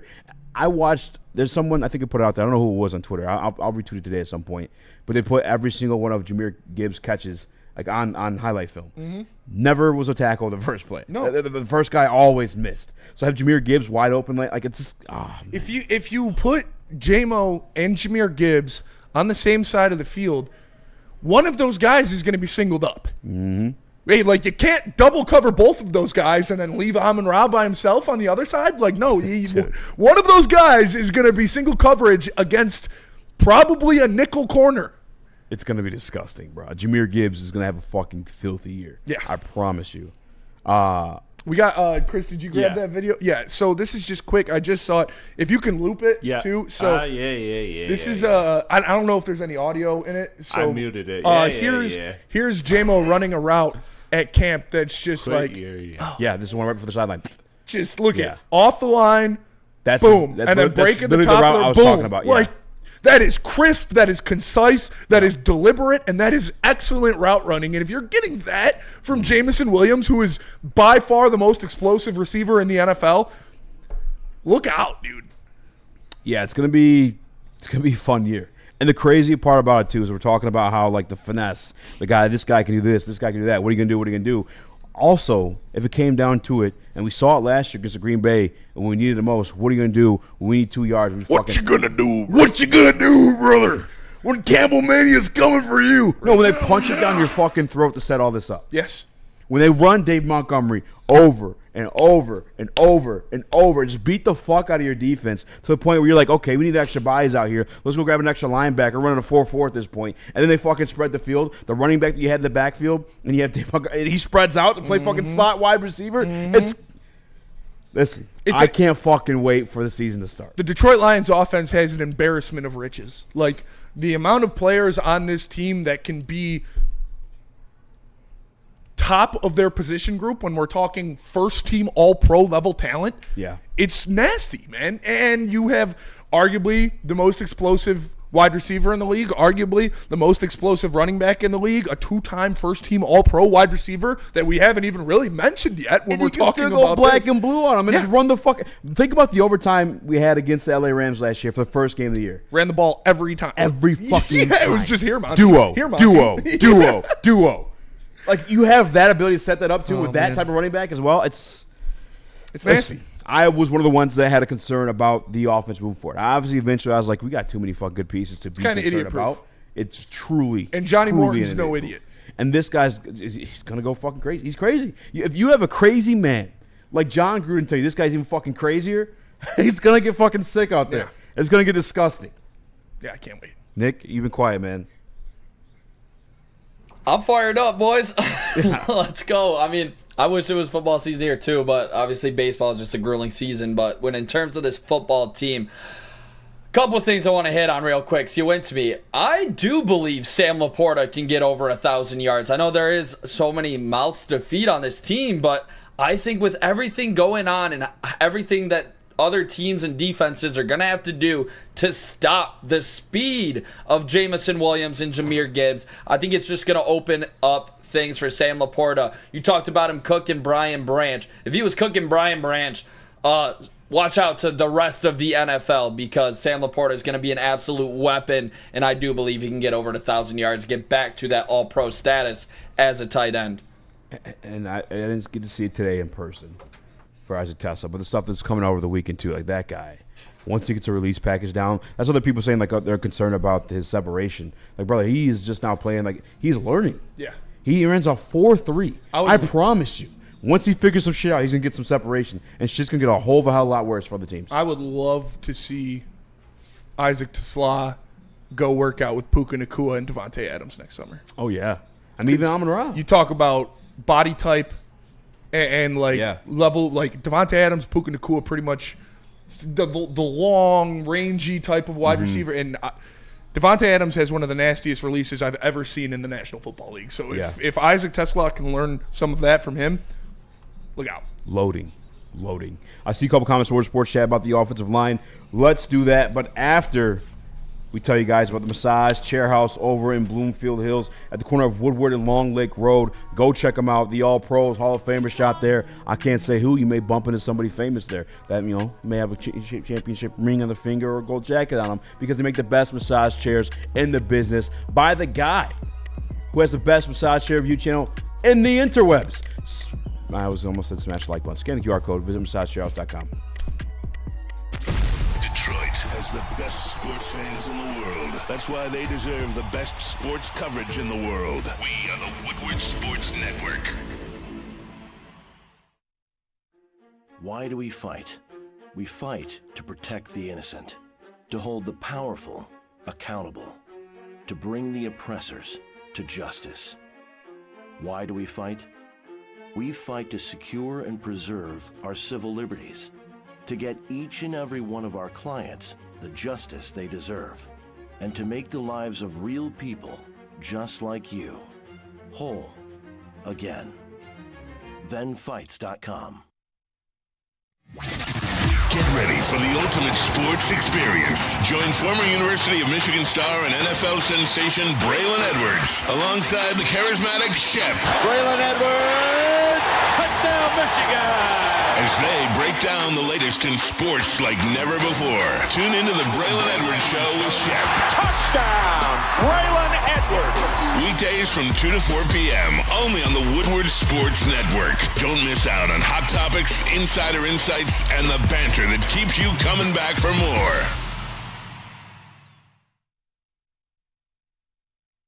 Mad Packs. Go to getmadpacks.com to find a location near you that is carrying the best brand in the nation. Mad Packs. High-low pre-rolls, boom shakalaka tarantulas. Got the Blizzard Pack THC and Moon Rocks. And Lizzie. The cherry runts or any of their delicious strains of regular flower. It's Mad Packs. Go to getmadpacks.com to find a location near you that's carrying Mad Packs. Mad flavor, mad high. Mad Packs. What up, though? Welcome back to Woodward Heavyweights Live on sports.com. He's joined by Spimo Raxter, Chris, Nicholas Koloff, Birdie in the building, Skywalker as well. We actually have, I see a couple comments in there about the offensive line and Johnny Morton. Actually, I'll give you this piece at first. Graham Glasgow at center again today. Tate Radlich at right guard. I feel like at this point, maybe that's where they're leaning towards. However, I'm a little bit confused because the things they say about Tate, like one of the things they love most, you'd think would be the physicality, right? They talk about his brains. He's smart. And Graham was saying the same thing when I talked to him. Like, he's he's catching on quick. Yeah. Yeah, but here is Johnny Moe talking about the offensive line situation. Offensive line and how you kind of gauging the progress there, particularly the middle. And we've been on pads, for a few days now. So, that's the real true reading of how we're going to be. I do like where we're at right now. I think Ratledge has done a good job. I mean, we had him at center first, and now we moved him to guard. Glasso is at the center now. I think that's more natural for him. Because that center and quarterback, that needs to be right. The quarterback's got to feel right there, So, but I do like the way it's going right now. And, it's still early. The more we do it, the better we're going to get. And this is what we thought was going to happen. We assumed that Tate probably wasn't going to start year one at center just because such a complex blocking scheme that Hank Fraley and this Detroit Lions offense runs. And we know that Jared Goff with his receivers, it takes some time for him to get used to them, to kind of get on the same page as them. Maybe it's the same with the centers. Maybe it takes time for him to feel Tate's balls on the back of his hand. He'd rather have Graham's. So you never know. But no, I think this is what we expected. Even Frank Ragnow didn't start at center his first year. So I think it's the safe thing to start Graham at center week one and go from there. So I'm not mad about that at all. Yeah, I was going to find another video. I had to play it during the show, though. But, yeah, the only part that's kind of weird to me, and we were talking about this, too, with I forgot his name. I apologize for 971.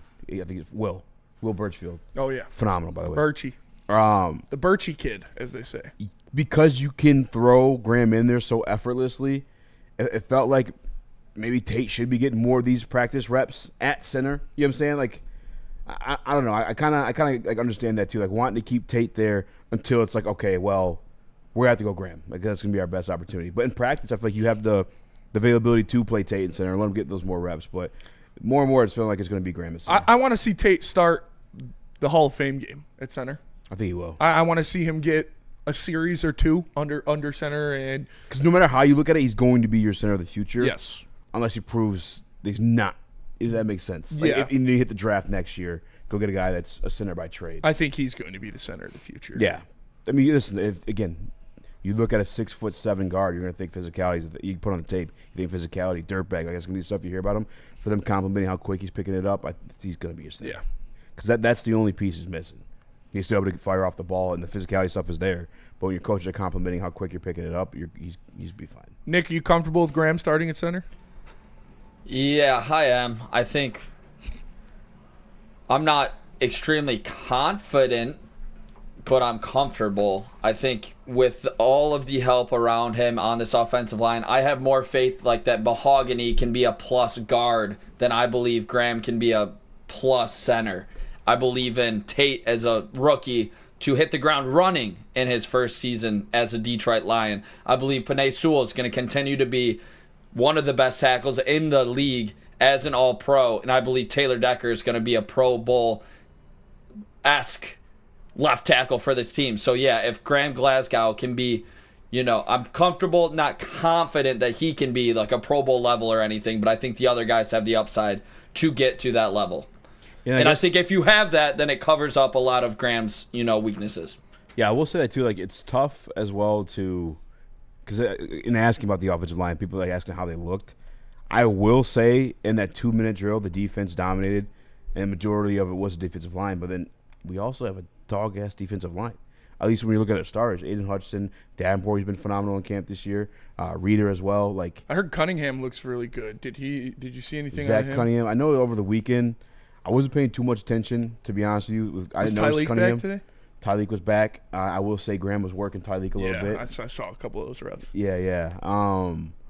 So it's tough to get a read on the offensive line because I do have that much admiration for the defensive line too, if that makes sense. But, I mean, yeah, there are a couple of snaps where the defensive line threw the timing off and threw shit off. But I think at the end of the day, that's a 2-minute situation, right? But we just bragged about it for the whole fucking segment. Like, yeah, you still run the fucking football to set everything else up. Yeah, absolutely. Like, we know that these guys are going to be nasty when it comes to running the ball. Like, and I think they'll get better as the year goes on. Yes. Too. Just as any cohesion exactly. and getting snaps under their belt. Like experience. Yeah, Tate's hasn't played a snap in the National Football League. Christian's only played a game, a handful of snaps as a starter in the National Football League. So as the year progresses, they're going to get more comfortable. But at the beginning of the year, you could see some struggles in the pass protection. Mm-hmm. But that's where Jared Goff needs to take his game to the next level and get the ball out quick. And Johnny Morton knows that there's going to be some struggles with these young offensive linemen. So I wouldn't expect to see a lot of 7-step drops from Jared Goff in the first couple games. Mm-hmm. Expect to see some quick passes, some quick passing attempts, some screens to kind of ease the pressure on that offensive line, and then we'll go from there. But we got Graham Glasgow here talking about Tate Ratledge and Christian Mahogany. Going from me and Kevin and Frank to me and Tate and Christian, I mean, between Frank and Kevin, that's like 20 years of experience that's gone. Now we have like 3 technically, or 1. Yeah, 1. But I think that they're really good players overall. I think they seem to be pretty smart. Tate seems to pick things up pretty quickly. It's just making sure that we can trust each other and that we know how we're going to do things. And I think that overall things have gone pretty well so far. I think that Christian is really talented. I think that he's also, he played a lot of right guard in the past too. I think he's trying to figure it out in some regards, just some of the little things. But he's a good player. I'm not too concerned about Christian figuring it out. So there's Graham Glasgow talking about the young guys, and it's exactly what we just said. It's just cohesion, reps, and time together that is going to make this offensive line work. Great again. Yeah. Make the offensive line great again. And I'll say this, too, to the point of, you talking about the offense being quick. And we said this before, too. Early in the year, you might see a lot more just, get the ball out type stuff. I feel like that 2-minute drill was indicative of that because, that's a situation where you're going to be passing, and it wasn't working. It's it's going to have to be quick. They do say that the perfect recipe for a good offensive line is 3 MAGA guys, a mixed dude, and an Islander. And that's exactly what the Lions got. So that is what we got. Yeah, I guess to Tyleek, too, I didn't really notice him too much today, to be honest with you. I noticed Ahmed more than Tyleek. Yeah. Different positions, but I don't know.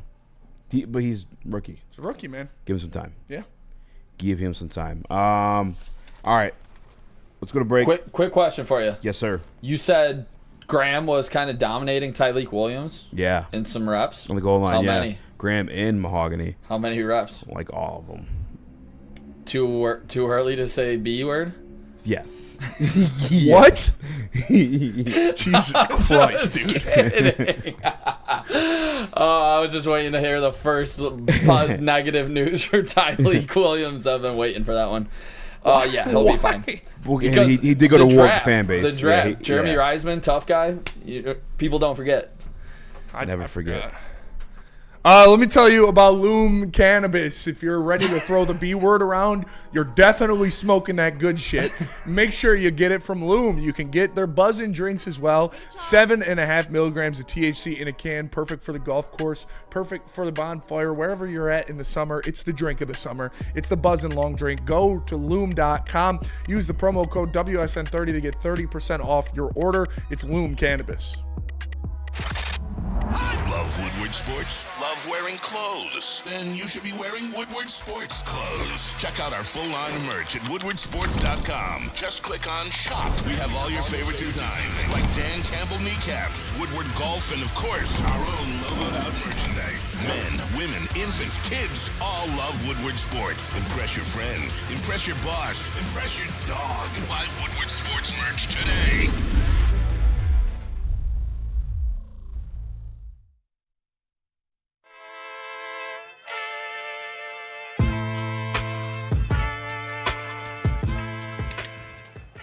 Hey, Tony, what's up, bro? Same circus, different clowns. For sure. You want the usual, the big zip? You know me too well. I threw a little something extra in there for your ma. Oh, Hope man. she's doing all right. Ay, guy, sei un santo. You're a saint. All right, buddy, we'll see you next time, okay? Grazie. We don't like to brag that we are the toughest sports network in Detroit, but we do have a guy named Darren McCarty on our side. Woodward Sports.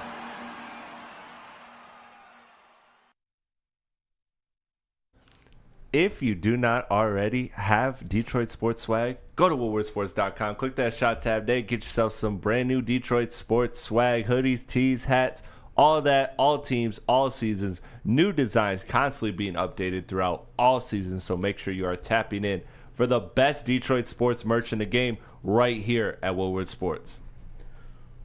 What up, though? Welcome, Mike. Woodward Heavyweights live on sports.com. I'm Eazy by Small Reaction. Chris, Nicholas Koloff, Skywalker, Birdie in the building. Smash the like button, be a friend, tell a friend, and share the stream. Going over to the Detroit Lions training camp today. Shout out to Booner and Jeff for having me out there with them. Passenger Princess got picked up and everything from the crib. Appreciate that. Did you ride backseat or front seat? Backseat for sure. Okay. Booner already had shotgun. I ain't tripping though. I had a backseat to myself. I needed it. It was fucking hot out. I had to hydrate and recover coming into the show. Yeah, you looked a little. Dude, yeah. Disheveled. Looked like you got a little sun today. It took. Oh, do I? I'm just kidding. It took me a minute to even come to. I don't know. It was a weird day. Dude, It's been grossly humid. Muggy. Yeah. It's been so fucking muggy. I don't like. Not fun. That shit's nasty. Fuck Florida, dude. I never want to live in a state where it's just fucking gross every day. Yeah. It was terrible at the field this weekend, bouncing around trying to get all those interviews and Can you shit. I was imagine legitimately drenched in sweat. Yeah, and he was wearing his sweater. One of my sweater shirts at the Chicks Dig. No, but yeah, I was sweating all weekend. Yeah, fuck that. Profusely. Didn't even hit a sauna yesterday because I sweat so much. That's fair. I felt like I was in the sun today. Sun beaming right on me. That shit was. Sun's beaming. As I looked over at one point, Jeff just had his eyes closed. Like he was just trying to survive. Oh, dude, Jeff, I'm surprised he survived. That motherfucker sweats, dude. Dude, he was sweating. Jeff sweats. Like more than me. It's that Italian blood. I guess so. Yeah, he's sweating a lot. So John Gruden was there, and he compared Jared Goff to Joe Montana, who I want to say was Brady before Brady, but he had four rings. Brady. Yeah, he was like the He one was the you GOAT talk before about. Brady. Yeah. Here is John Gruden talking about Jared Goff and comparing him to Tom Brady or Joe Montana. Joe Montana. I had Jared on my show when I was doing quarterback shows. I just got to meet his dad and his mom, and I hate to throw comparisons out, but the continuous movement that he plays with, he always remind me of Montana from the days I was, with the 49ers and my. Shout out Doc Macaroon for getting that. Cutting it short. Because he wanted to say, even though he's not as good, even though he's not nearly as talented. No, I'm just kidding. That's before my time to have a strong enough opinion on it, to be honest with you. Statue. No, I'm just kidding. Yeah, I mean, I'm not going to sit here and act like I've broken down Joe Montana tape. Yeah. Or watched it live or Yeah. any of that. But I will say I know on this Josh show, Allen's better than Steve Young. That's what I know. On this show. No, I'm a Josh Allen stan. I'm not mad at that. I don't know, man. I don't know about Joe Montana to have a fucking strong take on it, to be honest with you. But I have on this show compared him to Tom Brady, who is greater, who has 7 rings. Yep. And you look back, and I brag about it, not really brag about it, but just the fucking moment of reckoning for me. I guess I just realized it. It's like I woke up for the first time, and I was arguing Darius Slay, Patrick Mahomes versus Brady, and he was like, listen, Mahomes can do all that sweet shit, and it's amazing. Where Brady's going to get you, he's going to find the open man. You don't need to do all that fucking sweet shit if you're just completing the pass to somebody, and that guy's then making a play from there. And that is the way Jared Goff plays. That's why we said, if you surround him with pieces, he's going to produce for you. My whole thing, and Neil should be a fucking politician because the slander campaign was ridiculous. Yeah. I never told you Jared Goff sucked. I just told you if you're going to have Jared Goff as your quarterback, you're going to need one hell of a fucking team around him. And you got one. And then Brad Holmes was like, oh, yeah, watch this. Bang, bang, bang, bang, bang, bang, bang. So, okay, well, now you have one hell of a team around Jared Goff, and now your team's fucking killing it. I did hear, you guys know I love Tom Brady. Tom Brady stan. He's the GOAT. Shout out. I heard his stat is from Dan Lebatard. I saw it on. What'd you call me? You're such a Lebatard, dude. He said that the craziest stat about Tom Brady, all the different things that he's done in his career, all the different records that he's broken, he never took a single snap in the National Football League where his team was mathematically eliminated from playoff contention. Tom Brady? Tom Brady never took a snap where his team didn't have a chance or was already in the playoffs. I mean, that makes sense. Never once. That's crazy, though, to think about. I mean, that's wild. I get it's a player's game because it is, but coaching matters too. Yep. And he had the best of both worlds. I mean, more so coaching. Bill Belichick had him. Yeah. I mean, both ways, for sure. Yeah, definitely helps each. Let's be real, guys. John Gruden basically just called him Tatum with playmaking. Like he just that was out of pocket. I get like you could say play styles or whatever, and I'm not acting like I know Joe Montana's tape or all that, but I could see how maybe some traits or everything, but when you have the career arcs that both of them have had, I just can't quite comfortably say that. And I get that, you can say drop Jared Goff in that era, in that time, and he might have produced Joe Montana numbers, but he's not in that era. He's in now. And so I think that's the thing. We see it with all sports. When you compare a player that's, from a previous era where it's just like the competition wasn't as good. So I think all he's saying is that he sees traits and similarities. I don't think, though, you can make that actual comparison when one has 4 Super Bowl rings and the other doesn't. No disrespect to praise Goff. I just got a text from my uncle. Montana wasn't a deep ball specialist. He was like pocket guy. However, he said he's more mobile than Goff. Okay. So that makes sense. If you think about Goff, sense. it's like a middle of the field, intermediate route type of guy. That adds up. In the Tom Brady stuff, I was just thinking about it too, because he's not the most athletic guy. Obviously, he had a good arm. It's not like he had a noodle arm or anything like that. That's why Jared Goff wears 16, by the way, too, is because Joe Montana. Yeah, he's a California guy. Yep. But it's not like Tom Brady ever had this all-world team full of undeniable playmakers. Like, his best, he had a year of Randy Moss and Gronk was the man, but he made Wes Welker and Julian Edelman and Danny Amendola and Chris Hogan. All of these guys become household names because it's Tom Brady. Like he turned Deion Branch into a Pro Bowler. Those guys were dogs. Sure they were. That's more dogs. Yeah, they were because Tom Brady it's the same throwing the ball. That's the reason why I compare them, because the reason why I looked at hearing Tom Brady say that shit. He had a killer tight end for sure. Talking about the intermediate, like the same exact place where Jared Goff works 76% of his routes. I believe it's actually like 60%. Yeah. I think by the numbers. Like, I'm not even joking around. Like from the 10 to 20 yards in the middle of the field. That's why you saw Wes Welker be the best. That's why you saw Danny Amendola. That's why you saw the tight ends, because they work that same part of the field. And it can work that way. I think Jared Goff has better playmakers than Brady even had. That's also why Tom Brady's so much better than that bitch Peyton Manning, dude. You saw Peyton Manning when he went to go get his cash-in ring with the super team. He was throwing wobblers. Tom Brady went to Tampa and he had a super team to Peyton get a cash-in ring. Peyton Manning got benched that year for Brock Osweiler. Yeah, and then Brock Osweiler got hurt, and that's when Peyton Manning went back in. Tom Brady he looked better than he ever did in New England with the Bucs. It was like, he finally has a team full of elite wide receivers, and he looks like the best quarterback in the league still. Robbed of an MVP, by the way. He should have won MVP over Aaron Rodgers. It's not even close. Literally everything was in his favor except for probably like rushing yards. Yeah. He had better completion percentage, more touchdowns, less interceptions, and more yards, but somehow Aaron Rodgers got it. Okay. Yeah, that was actually great. That's like makes no sense. Literally no sense at all. I understand that one at all. At all. And I guess the Packers had a better record, but I don't know. That was kind of wild to me. Yeah. Dan Marino has no rings. He bad? ? Common sense is chasing you. It's not as good as Joe Montana or Tom Brady.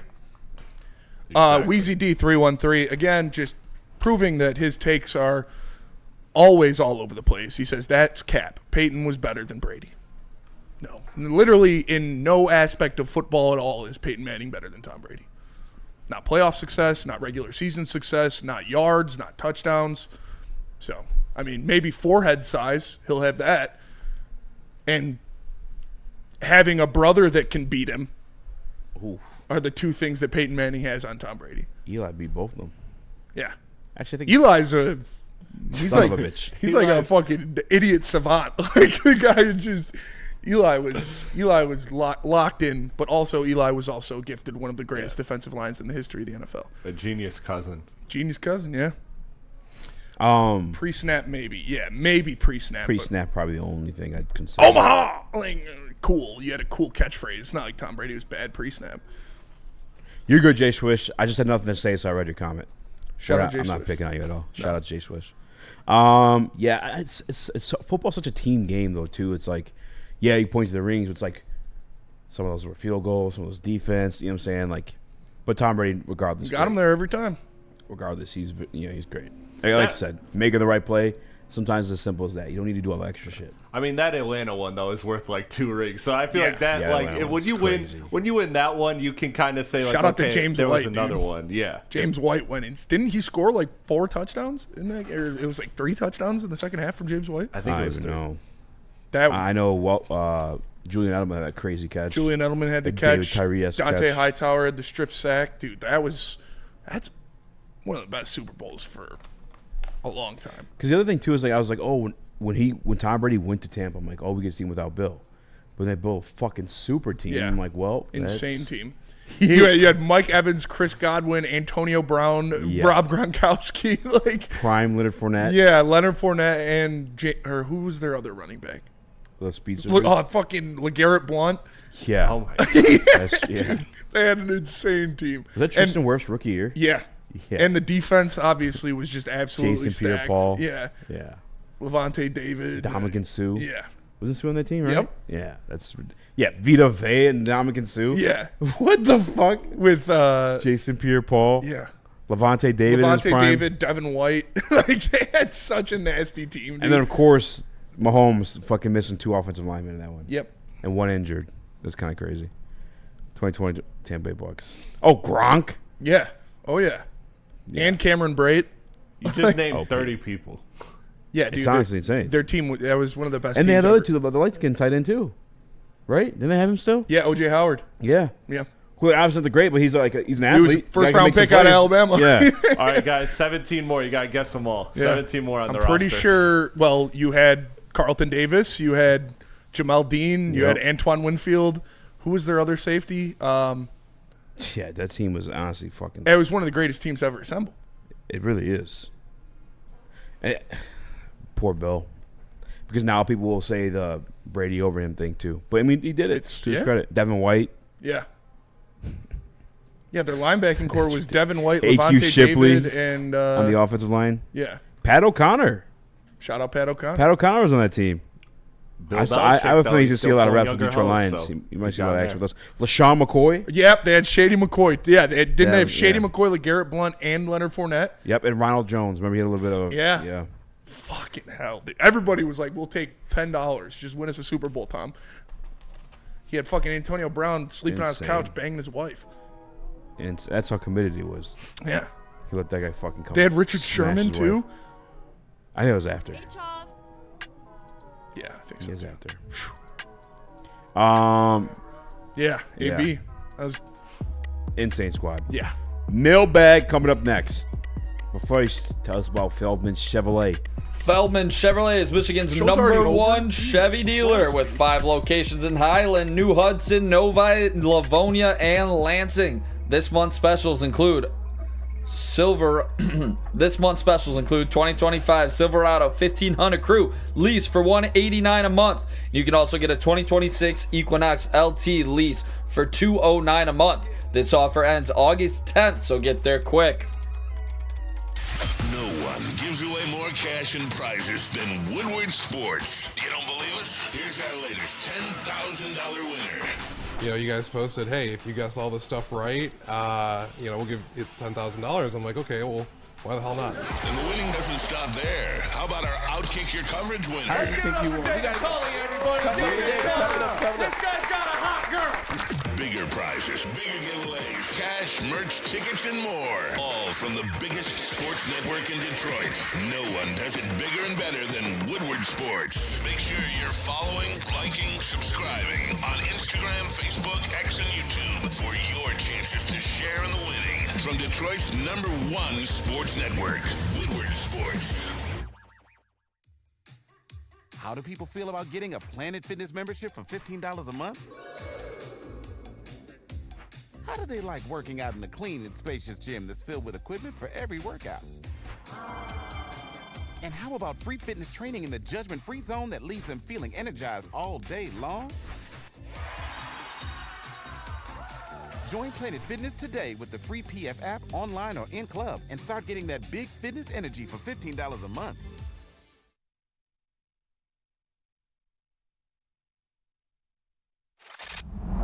Love Woodward sports? Love wearing clothes? Then you should be wearing Woodward Sports clothes. Check out our full line of merch at woodwardsports.com. Just click on shop. We have all your favorite designs, like Dan Campbell kneecaps, Woodward golf, and of course, our own logoed out merchandise. Men, women, infants, kids all love Woodward Sports. Impress your friends. Impress your boss. Impress your dog. Buy Woodward Sports merch today.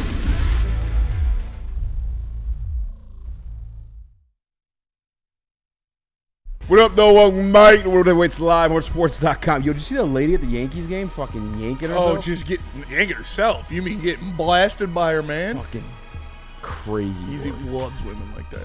No, that's my favorite kind of girl. I ain't gonna lie. If you're ready, if you gotta get the seats a little higher up, though. You know what I'm saying? Like, you got, like, I have no problems. Gotta Go make last sure row. there's nobody behind you. Yeah, exactly. Yeah. That's where I'm kind of Unless you got no gross. shame and you're just trying to go 2 knuckles deep in your girl, like. She didn't look that hot either. Nah, I mean, the hot ones aren't doing that. Had some sideburns on her. The hot ones usually aren't doing that. Like at a game. What? I said the hot ones usually aren't doing that at a game. Tiger scored already? Usually. Jan says Tiger score. Come on, Nick. Shout out. The fuck? No, just kidding. A single? Torque single? Let's go, dude. Mailbag. What's your favorite storyline out of camp so far? I think the positive one or the J-Mo most and Hutch. Yeah, J-Mo, Hutch. Damn, you gotta pick one. J-Mo. For 'Cause me, I knew Hutch was gonna be this. I was praying on it for J-Mo. but we knew J-Mo too. I'm going Terry on.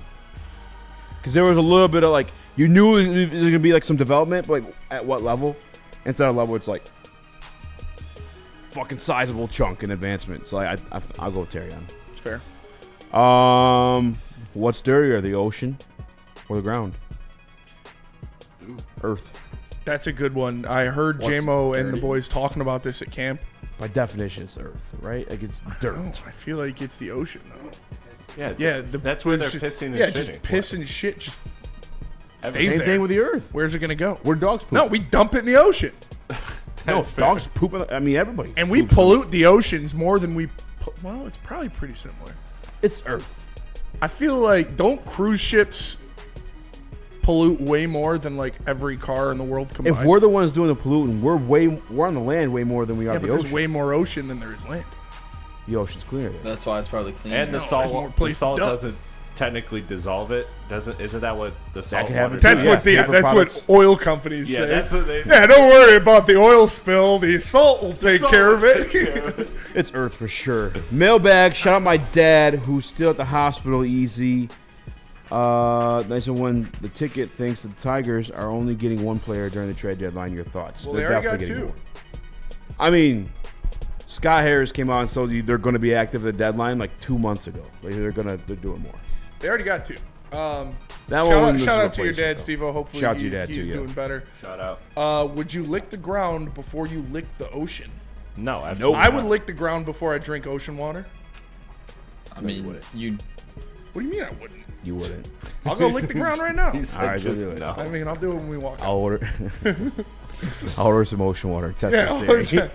I'm taking the ocean. You're for sure 10 taking times the out of ocean 10. water, brother. Come on. Do you want whale piss or do you want whale piss? Worm piss. Do worms pee? Shy I don't Halud. think they can. I don't know. Dude, the ground's so much dirtier.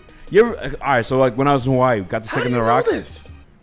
The ocean is like clear. At certain parts of it, it's like clean as fuck. You look through, you see little turtles fucking swimming around. Not little, giant fucking turtles There's swimming certain around. parts of the ground that are clean. Dude. Some parts, yeah. Actually, the ground's so much dirtier than the ocean. I don't know, man. People just walking around. Yeah. What? Stepping in dog shit, spreading it. Yeah, but there's just whale shit and piss. Listen, I just used to living work out at there. 7 and grass shit. You know how much a whale shits? Heroin needles on the ground. That's fair. But there's plastic in the ocean too. Oil spills. Oil leaks. Fucking look at Nick's car. I'm joking. I don't know.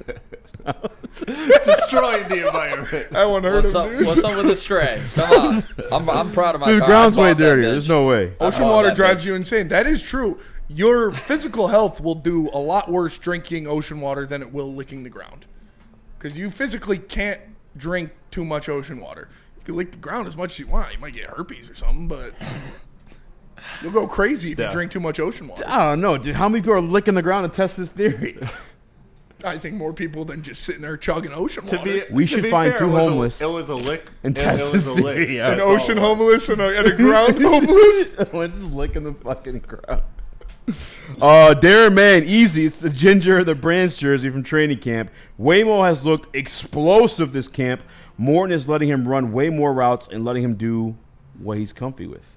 Yeah, I think Jamo's also just grown too. Like you hear him talk, you hear Morton speak on. I mean, everybody's surrounded with Jamo. He's also give Jamo some credit here. I don't think he was ever limited by Ben Johnson. I think he's also just taking that next step in his development. Would you rather be stranded in the ocean or in the desert? Ocean. Fish? What? No. Right? Food? I don't know. And like if I'm sick of it at any point, let the sharks eat me. And you get fucked from both ends in the desert. Like it's super fucking hot and then super fucking cold. You see way cooler animals in the ocean too. Yeah, start hallucinating. Creatures, unless you can find some cactus juice. Shrimp. It's the quenchiest.